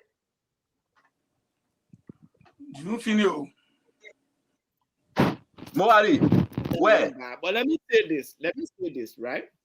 In my closing, I got two major points to close on. When an organization No, Mo Ali, we will not let you escape. You either take it back. Even you either take it back. Mo Ali. No. Mo Ali. And another person comes out to say, you are not hearing us. Mo Ali, you're not hearing us. You either take it back tonight to be the right person for this program, please. You either retract your statement that Mr. Cummings didn't say what you said he have said. Can you do that? Implied. Oh, he said imply again. Oh, no, God. I will find my tape. You find your tape. You find your tape and you run it. My man, you myself not on take it by business. Forget it. Dr. Richardson, Dr. Richardson. I will resource so cool. Just read up a tell while you gotta go home. I'm tired, people. I had too much fun this weekend. I won't go home, go sleep. Go ahead, Molly. My man, can I learn? Learn. You can say anything you want to say. I will not. I haven't closed yet, though. I haven't closed yet. So it is wrong. It is wrong for you to come out to say, look. Oh, you got internet problem. I got no internet problem. I still don't win our team. Then your right hand lady for your left hand stay on the button. Stand up doing that thing. Want to let Pago close now? I ain't doing anything like my internet, bro. Let me do my Hey, closing. Paco, you gotta go so close. Yeah, so as I was saying initially, Councillor Gonglo will not let any Robin Hood get off the hook. The idea of saying that we will defend people for stealing from government, taking government resources to give it to other people because they want to appear like the best people in the society is something that is despicable. My brother Eugene was defending that, and it's something that's absolutely wrong. We should not allow anybody to do it. The question I was asked to Mo Ali, and we got to be very careful about these kind of things. What the government did to Mr. Samuka was wrong. It had no legal basis. If they wanted to stop Mr. Samuka from taking his seat, the judge in that case should have imposed a sentence of barring Mr. Samuka from holding public office for X amount of years. The statute is clear. They can bar the person for up to a certain number of years. The judge never did that. When the case went on appeal to the Supreme Court, 5 years. The Supreme Court had the opportunity to institute that sentence. 5 years. The Supreme Court did not. 2 opportunities to bar Mr. Samuka from holding public office, they did not. So there was no legal basis for them to stop him from taking his seat. So if the question is that, will the United Party stop Mr. McGill from taking his seat in the event that he wins the election, that would be wrong. If you use the same party that will use against Mr. Samuka, that will not be law abiding. That will be doing the same things, the same things that are not law abiding that these people did. It's the exact same thing that will be done by them. And I will close by this one last thing. A couple of weeks ago, Mr. Stanton, You hear noise in the background. Can somebody please mute themselves? no, there's no noise in my background. A few weeks ago, Mr. Yeah, Stanton, somebody playing something. Mo, can you mute yourself? So I know you're looking for that Mo comics clip, but it's not there. A few weeks ago, Mr. Witherspoon brought up a falsehood about Councillor Gonglo that he had asked or witnessing a case to lie on other people. And he promised that the person who brought all that information was going to be brought here to explain himself. It's 2 weeks now, that person is not showing up. It's easy for people to lie about other people and maybe to think that that information is true.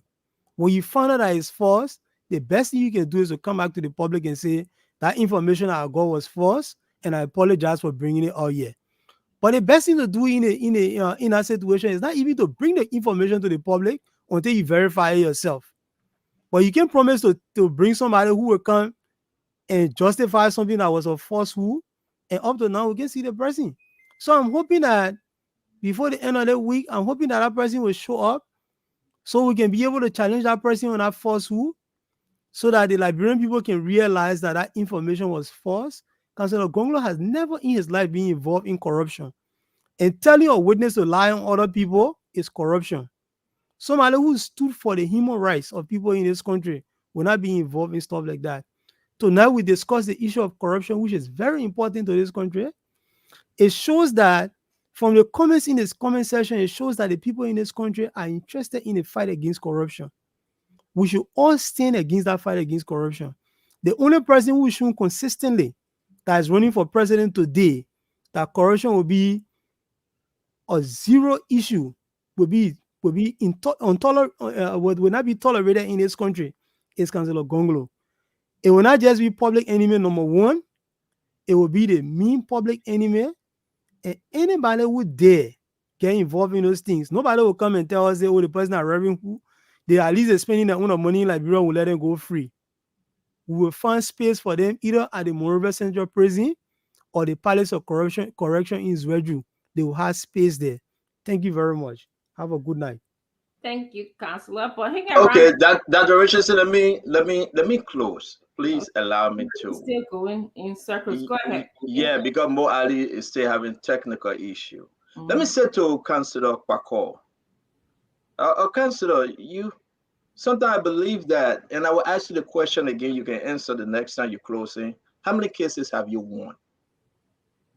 It's troubling, and I think we should really ask you those questions. The individual that alleged and said something about Councillor Gonglo, the individual will appear on Small Talk when the individual ready. He's not coming to please you. The individual stand to with his statement. He stand by his statement, and he got documented proof. We have Councillor Gonglo's sister. She came on the show. We asked her, I'm not here to discuss anything but Dr. Yapawudo. She dodged all of the question. Councillor Lamin Pako. As much as we elevate Mr. Gongo, Councillor Gonglo, we will question him. We'll question him. And we'll hold him accountable for stuff he did. He was never a perfect dude. We have a lot of document on him that we can bring up. I didn't interrupt you. Please don't interrupt me, sir. We have a lot of document that we can bring up on Councillor Gonglo. His personal life, his life in the Madam Salif government, and we'll bring up folks that work with him. He's not a perfect man. I'm not here to discuss Councillor Gonglo. At the appointed time, we will. So you trying to find somebody to come on the show to say Councillor Gonglo was involved with Madam Salif to coerce the witness when he served as SG at the Ministry of Justice, the person will come and talk to you. Councillor Gonglo, he's not an angel. He was never an angel. Trust me. You sat on the show and said, oh, why the Unity Party raising money and forgetting the pool? Councillor Gonglo came here in America and other people backyard to raise $50, $10. He came here.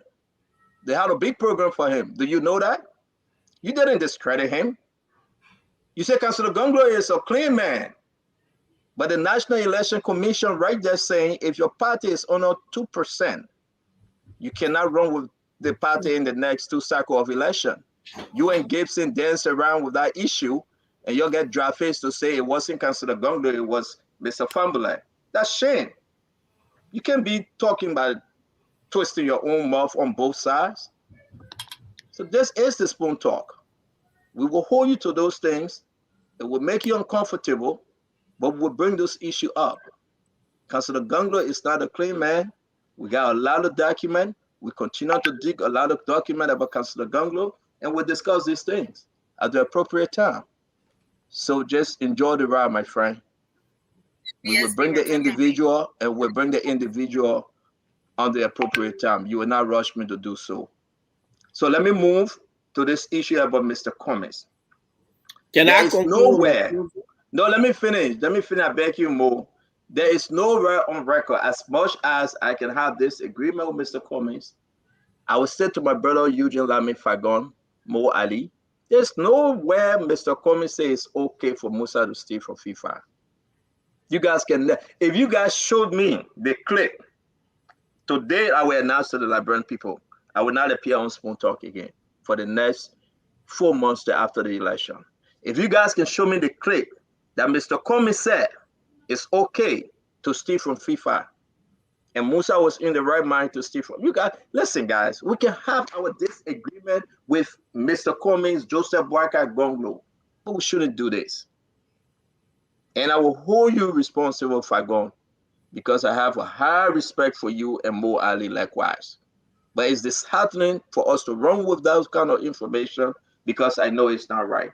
Let's win the election on the good note, win for your party, for your standard bearer, but the issue to tie Mr. Cummings to Musa ability and say Mr. Cummings is encouraging Musa ability, that is not right. I'm not here to defend Mr. Cummings. I'm speaking like Stanton. My last thing about the McGill issue that Rich is saying I will rest. I think as I said before, I hope. Yeah, we're closing. Okay. And we're closing. We're closing. Well, you try to attack me. We're closing, my man. You see, I'm coming for you. I make Paco run away, so you will soon run away. The issue here also is that these are illogical. This issue is that the man run away again. You The know, issue so, here is that at the end of the day, Paco, when you're talking, nobody can say anything, my man. Paco, you want to live long on spoon talk, you gotta start interrupting me, oh. But again, let me go back. This is an open thing. I just tell you. You spoke, nobody answered you. Gave us chance to speak, Minister Paco. Counselor, I don't know where you get your counselor degree from, but that's okay. So let's move ahead again. Fagon, say Mo Ali running away. I will help you with this one tonight. You are wrong, Fagon. Mr. Cummings didn't say that. The Liberian people should stand up.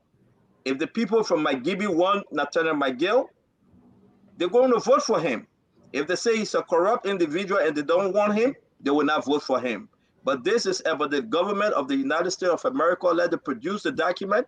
If they have given the document to George Manawia and Musa Deen, and they fail to share the document with the Liberian people, let it go ahead and share the document with the Liberian people, with us, and we'll say it to the Liberian people, we'll say the truth. But we cannot have it both ways. We cannot have it both ways. Let the Liberian people decide whether they want McGill, whether they need Bill Twawit, or whether or not they feel that they are wrong and they will just reject them. That's my closing. Sorry I came on the show late. I will be here first thing tomorrow because I got to talk to Councillor Lamek Paco whenever he show face again. Dr. Richardson, thank you. Let me leave you in the hands of Mo Ali, the two UP guys. No, stay here. We got to address you because you came here to help Kumis, but you destroy him more. So you gotta listen to us. Look how bad, look how bad. You finish your closing, and then we'll go to Mr. Fago, and then I will close. Mo Ali experiencing technical difficulty due to power failure. Okay, then. As evident by Republic of Liberia. Ali, yeah. Okay, go ahead, Mr. Fago. I'm back. You put me there. I'm back. You put me there. You put me there. I'm back. I wanted to take you out. Go ahead. Now stand on to nothing. But me, I'll close. No, how will I control the man internet? Look at the thing spinning by. Don't be doing this, man. They just gave Mo Ali the campaign chairman job. You know, it must well taking the power from him. That it must well be giving the man technical issue. Again, I will start with Pagoy. Pagoy said people lie on Gonglo, but he sat on Raya and lie on me that are supporting corruption. That man said Robin who? And Magade and Robin who. Pagoy, I'm interested to knowing how many cases you have won. Honestly, I am interested. Because I said to you, and I made it clear, that a person is presumed innocent until proven guilty. You agree? So, can we conclude that Magade is guilty? You say no. In Paco code of law, the person are guilty until proven innocent. Like Paco code of law. That one are you and him. I'm coming for you too. So when we come here, our job is to educate the people. We should not fool the Liberian people. Our law is our law. We are a sovereign nation. And if we want to be honest with our people, we must do like Stanton did. Call the American people, say, hey, y'all want to give it to the government, y'all give it to us. But as a people, if we don't know, then we're confused. We don't know what to do. So y'all got to help us with the evidence that you guys have. And I think that is the best approach. But for now, the people are innocent until proven guilty. Dr. Francine asked me, why do you think our people keep following these people, even though they will be fired from the government? My job is not to come here and lie to her. Her question did not say when or what happened. Her question is opinionated. Why you think that is so? Because the people gravitate towards these people. These people can help them. So because of that help, they go behind these people. The second reason, in my honest opinion, is because many Liberians see the Americans as practicing selective justice. All the corruption they see around here, they didn't see nobody beside those people. But look at the corruption in the country and look at the other people. It pisses them off. And there's no way they can give an account. America said Iraq had weapons of mass destruction. Was it true? If we all agree it was a lie, Could it be that they're making mistake with Magade? I don't think so. But until they tell us, we'll never know.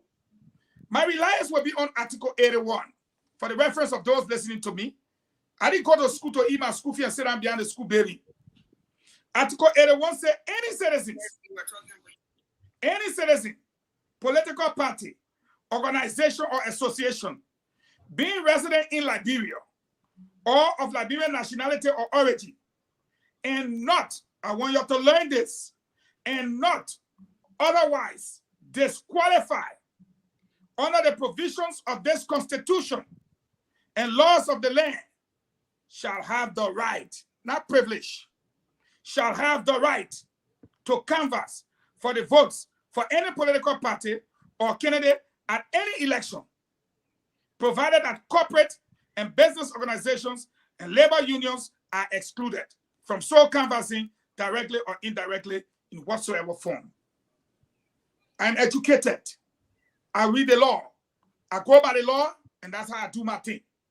If you ask me opinion, I will give you my opinion. Now, Dr. Francis said, why these people can go? But look at Kumizo. It was not alleged. Magade under allegation. Hear me and hear me well. Belete it was alleged. He was tried. He was found guilty. Then Belete turned around again and appealed his sentence and his ban. When they went to court again, the court said, we uphold the decision. In fact, it will be worse than this. When asked, and I'm going to quote, front page, the paper that like him, quote, addressing Chairman Musa Belete's indictment by FIFA for allegations of misappropriation of funds, Kumis continued to support Belete's credibility and criticize FIFA as an institution lacking integrity. He stated, quote, you look at FIFA, you say they lack integrity. He stated, quote, everybody look at my finger shaking. FIFA is not the most credible organization. People should not regard FIFA, unquote. They use data, where are you coming from? They may look at people and say, FIFA is not a credible institution. People will not pay attention to FIFA. Belete is a good man. Fago move for that member. Fago don't do that. Don't do that. You're talking and talk. No. The man didn't say. No, I'm worried about Paco, man. I'm worried about Paco. Don't do that. Mr. Kwame didn't say it's okay for Musa to steal from FIFA. Opinion. I will hold you to that. He didn't say it. You talking. Then let me give you a second quote. That my time, give me a chance. I'm going again to the newspaper. He praised Belete's performance as the chairman of the CPP, stating, and I quote, watch my two fingers. I'm a more. That Kumi's talking now. Stating, quote, until something else is shown to the contrary, we stand with Musa. You hear English? So what's the problem with that? Listen, you give me chance. I beg you, Dr. Richardson. This guy is not correct. This guy is not correct.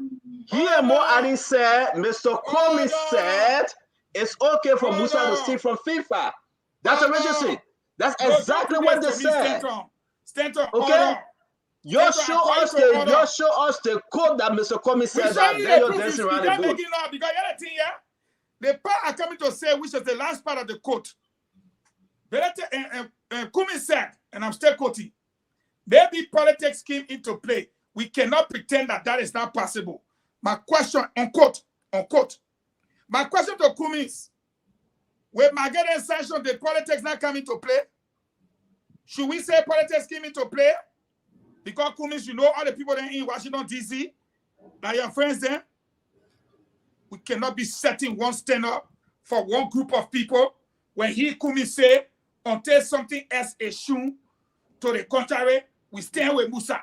Maybe politics came into play. We cannot pretend that is not possible.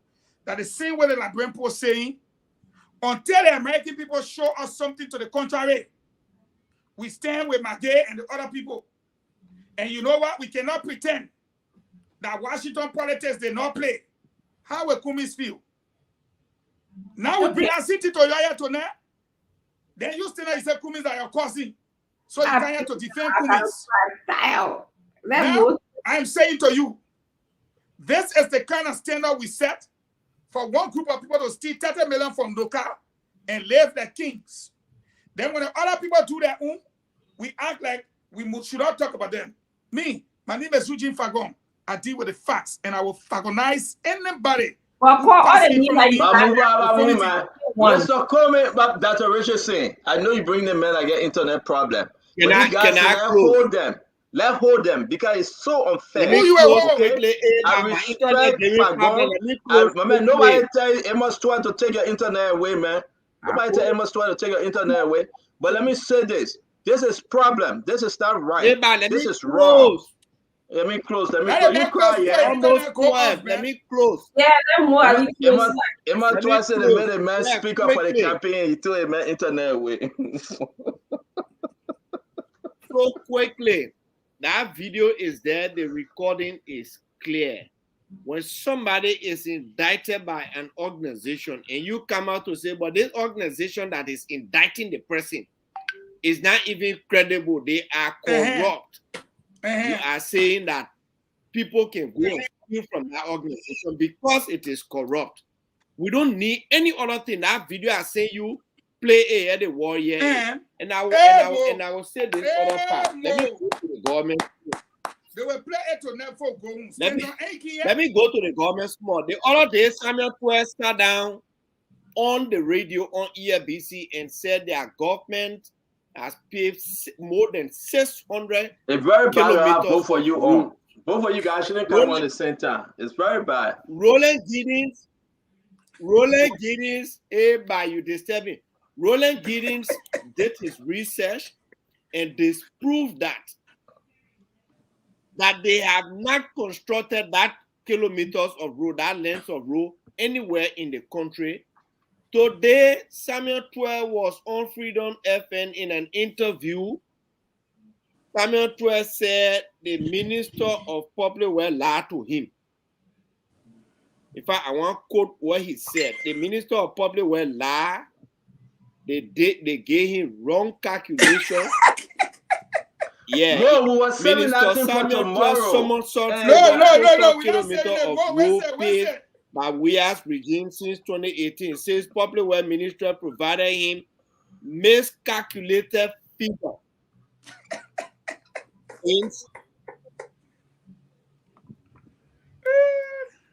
Instead of 627 kilometers, he said they've constructed 347 kilometers. Even that is a lie. They have not constructed 347 kilometers. Mr. Twelve, I am challenging you again and your entire government. What you have constructed is around 218 kilometers in the last 5+ years, in your first year. And I challenge you to it. In our first year, we constructed more than 300 kilometers. And even though this government inherited $165 million in the reserve. Guys, let me do my closing so I can go. Dr. Richardson, I want to say thank you for having me. To tell you the truth, I'm disappointed in Fagon and Mo Ali. It's bad for us to have who cares? Are you appointed? You're finished talking. Please let me do my closing. Now, Richardson, why are you rushing us? To obstruct you, actually, I gotta go. Otherwise, I can leave. But you didn't tell us about your program that you had today. Why? Is that a secret? I didn't tell us. Dr. Francine, he want to distract you. Read it, man. I know he. So let me just a couple of things that I wanted to state here. October 10th is coming, and Liberians, you have to participate in the election. You will have to make the final decision about whether you want to vote for a sanctioned candidate, a candidate who the American government accused of investing money, corruption, play for play. Now, it can be argued that, they have not been prosecuted, they have not been legally put in a jurisdiction where they had a time in court, okay? But remember, our president kind of forced them to resign. Or George Weah forced them to resign, okay? Secondly, If you go to the budget, okay, and specifically about McGill, because McGill was, a minister in the government very close to George Weah, you will find that for the Ministry of State for Presidential Affairs budget was increased from 18 million in 2020-21 to 20 million. Okay, that's one count that the American government can say they have credible evidence. Why a small country will have a state office, a minister office, increase their budget when we are suffering, the people are suffering in our country. So I come here every evening to educate the Liberian people. And somebody can say, oh, to me, education comes in different form. I know different degrees of Liberians in Liberia, and some people are informed about politics, some people are not informed about politics.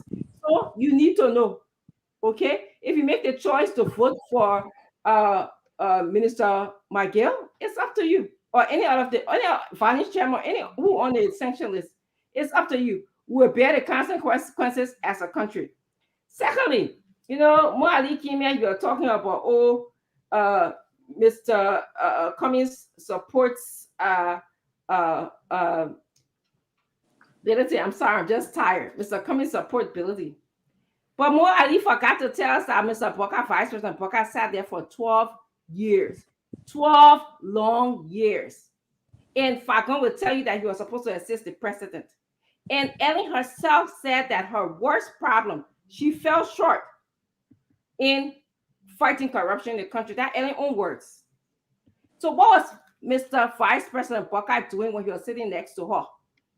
Was he just getting paid to sit next to her? That's the question. What did he say to her when corruption was going on in our country? If I go to they condemn Ellen government, there was corruption.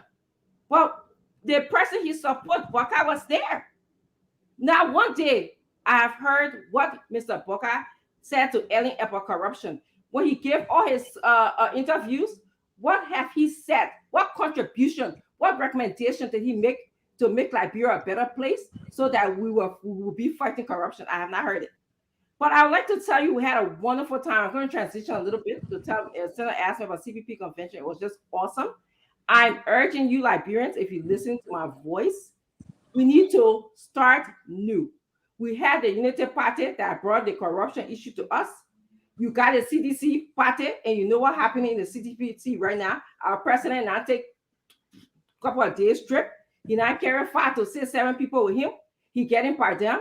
While civil servants in Liberia are sitting there not getting paid, while somebody's dying tonight because they can't find paracetamol. Okay, so we need to try someone new. And one of the things I learned, and I've always knew, but was solidified about Mr. Cummings today, this past weekend, and I'm speaking, so yeah, please don't interrupt me because I sat down here, you spoke, okay? Is that, Mr. Cummings showed us that being able to have worked in 2 systems, an outdated system like Liberia and a modern system is a gift. It is a gift because the way where the world going, my people, we need someone who can tackle modernization of our government. The reason why corruption sometimes is elevated and rampant in our country is because we got no paper trail. Money can come, the $65 million, $65 million can come, they can steal it. The 16 billion, they can steal it. No paper trail.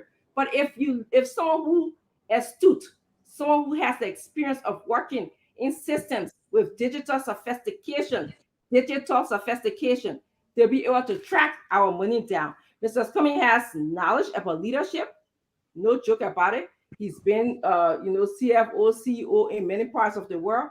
He has the skills. He understands the complexity of the Liberian problem. He has the experience.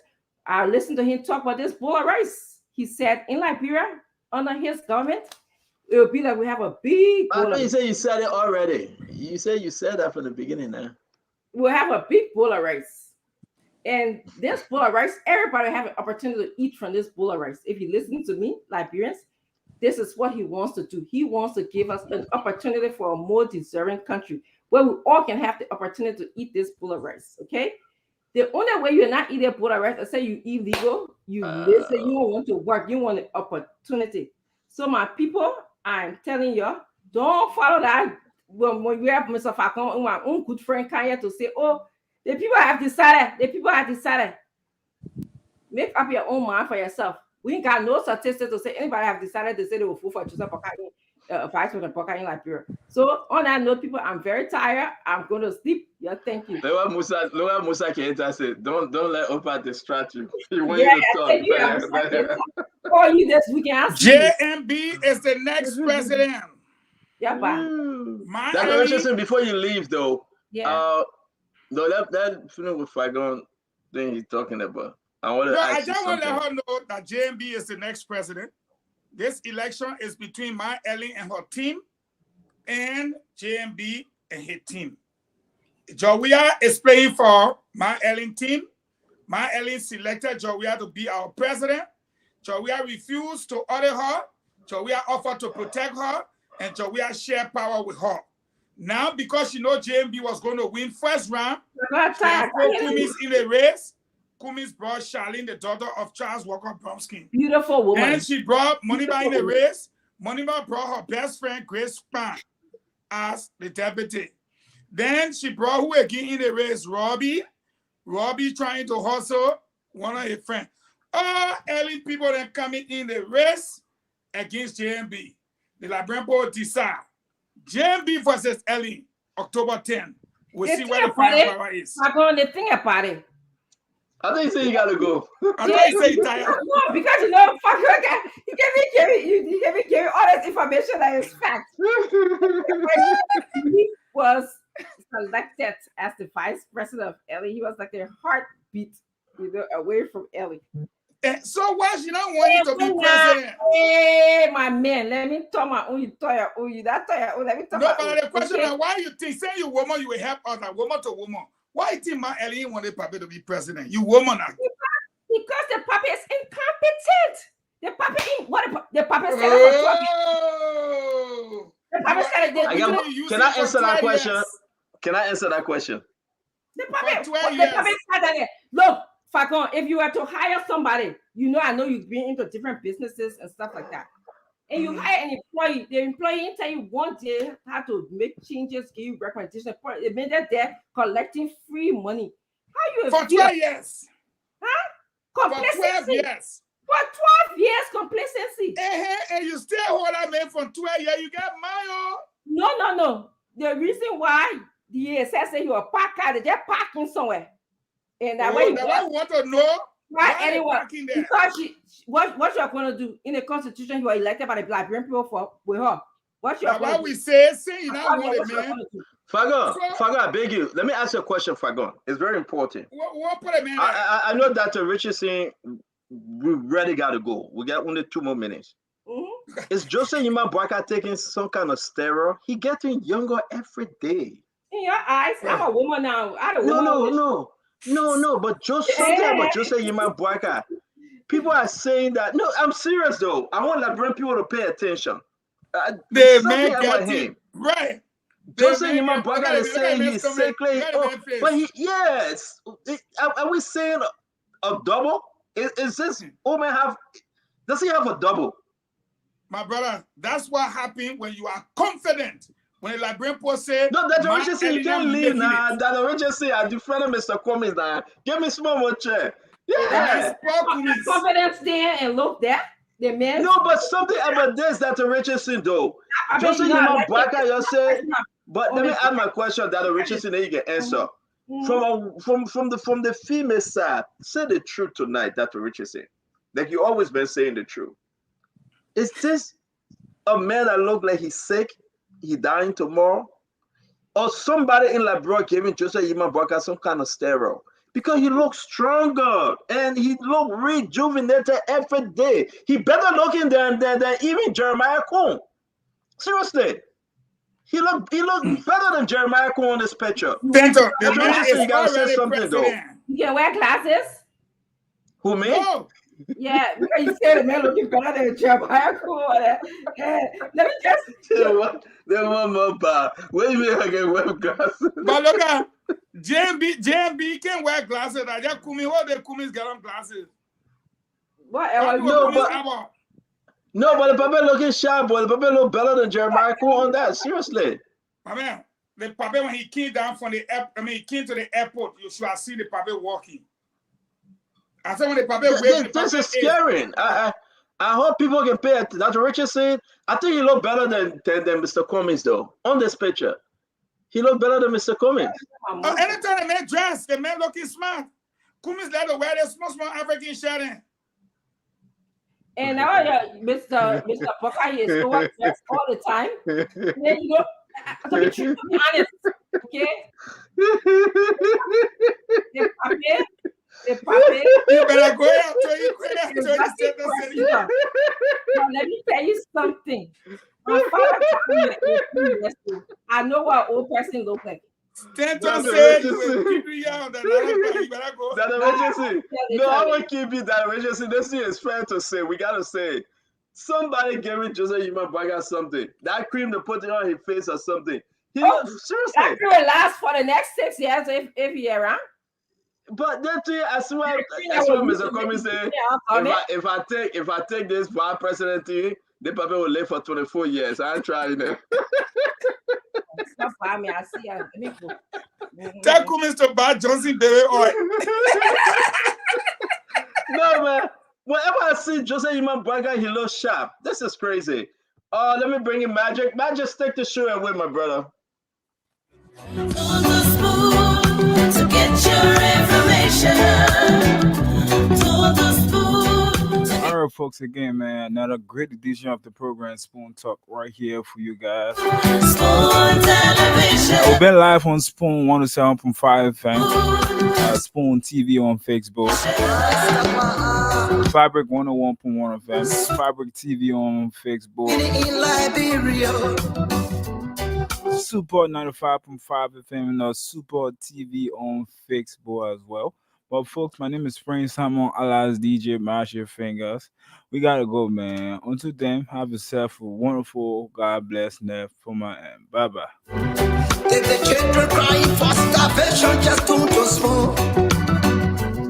You want to get a news update, my brother, don't spoon. You want to know what is happening, more of your don't spoon.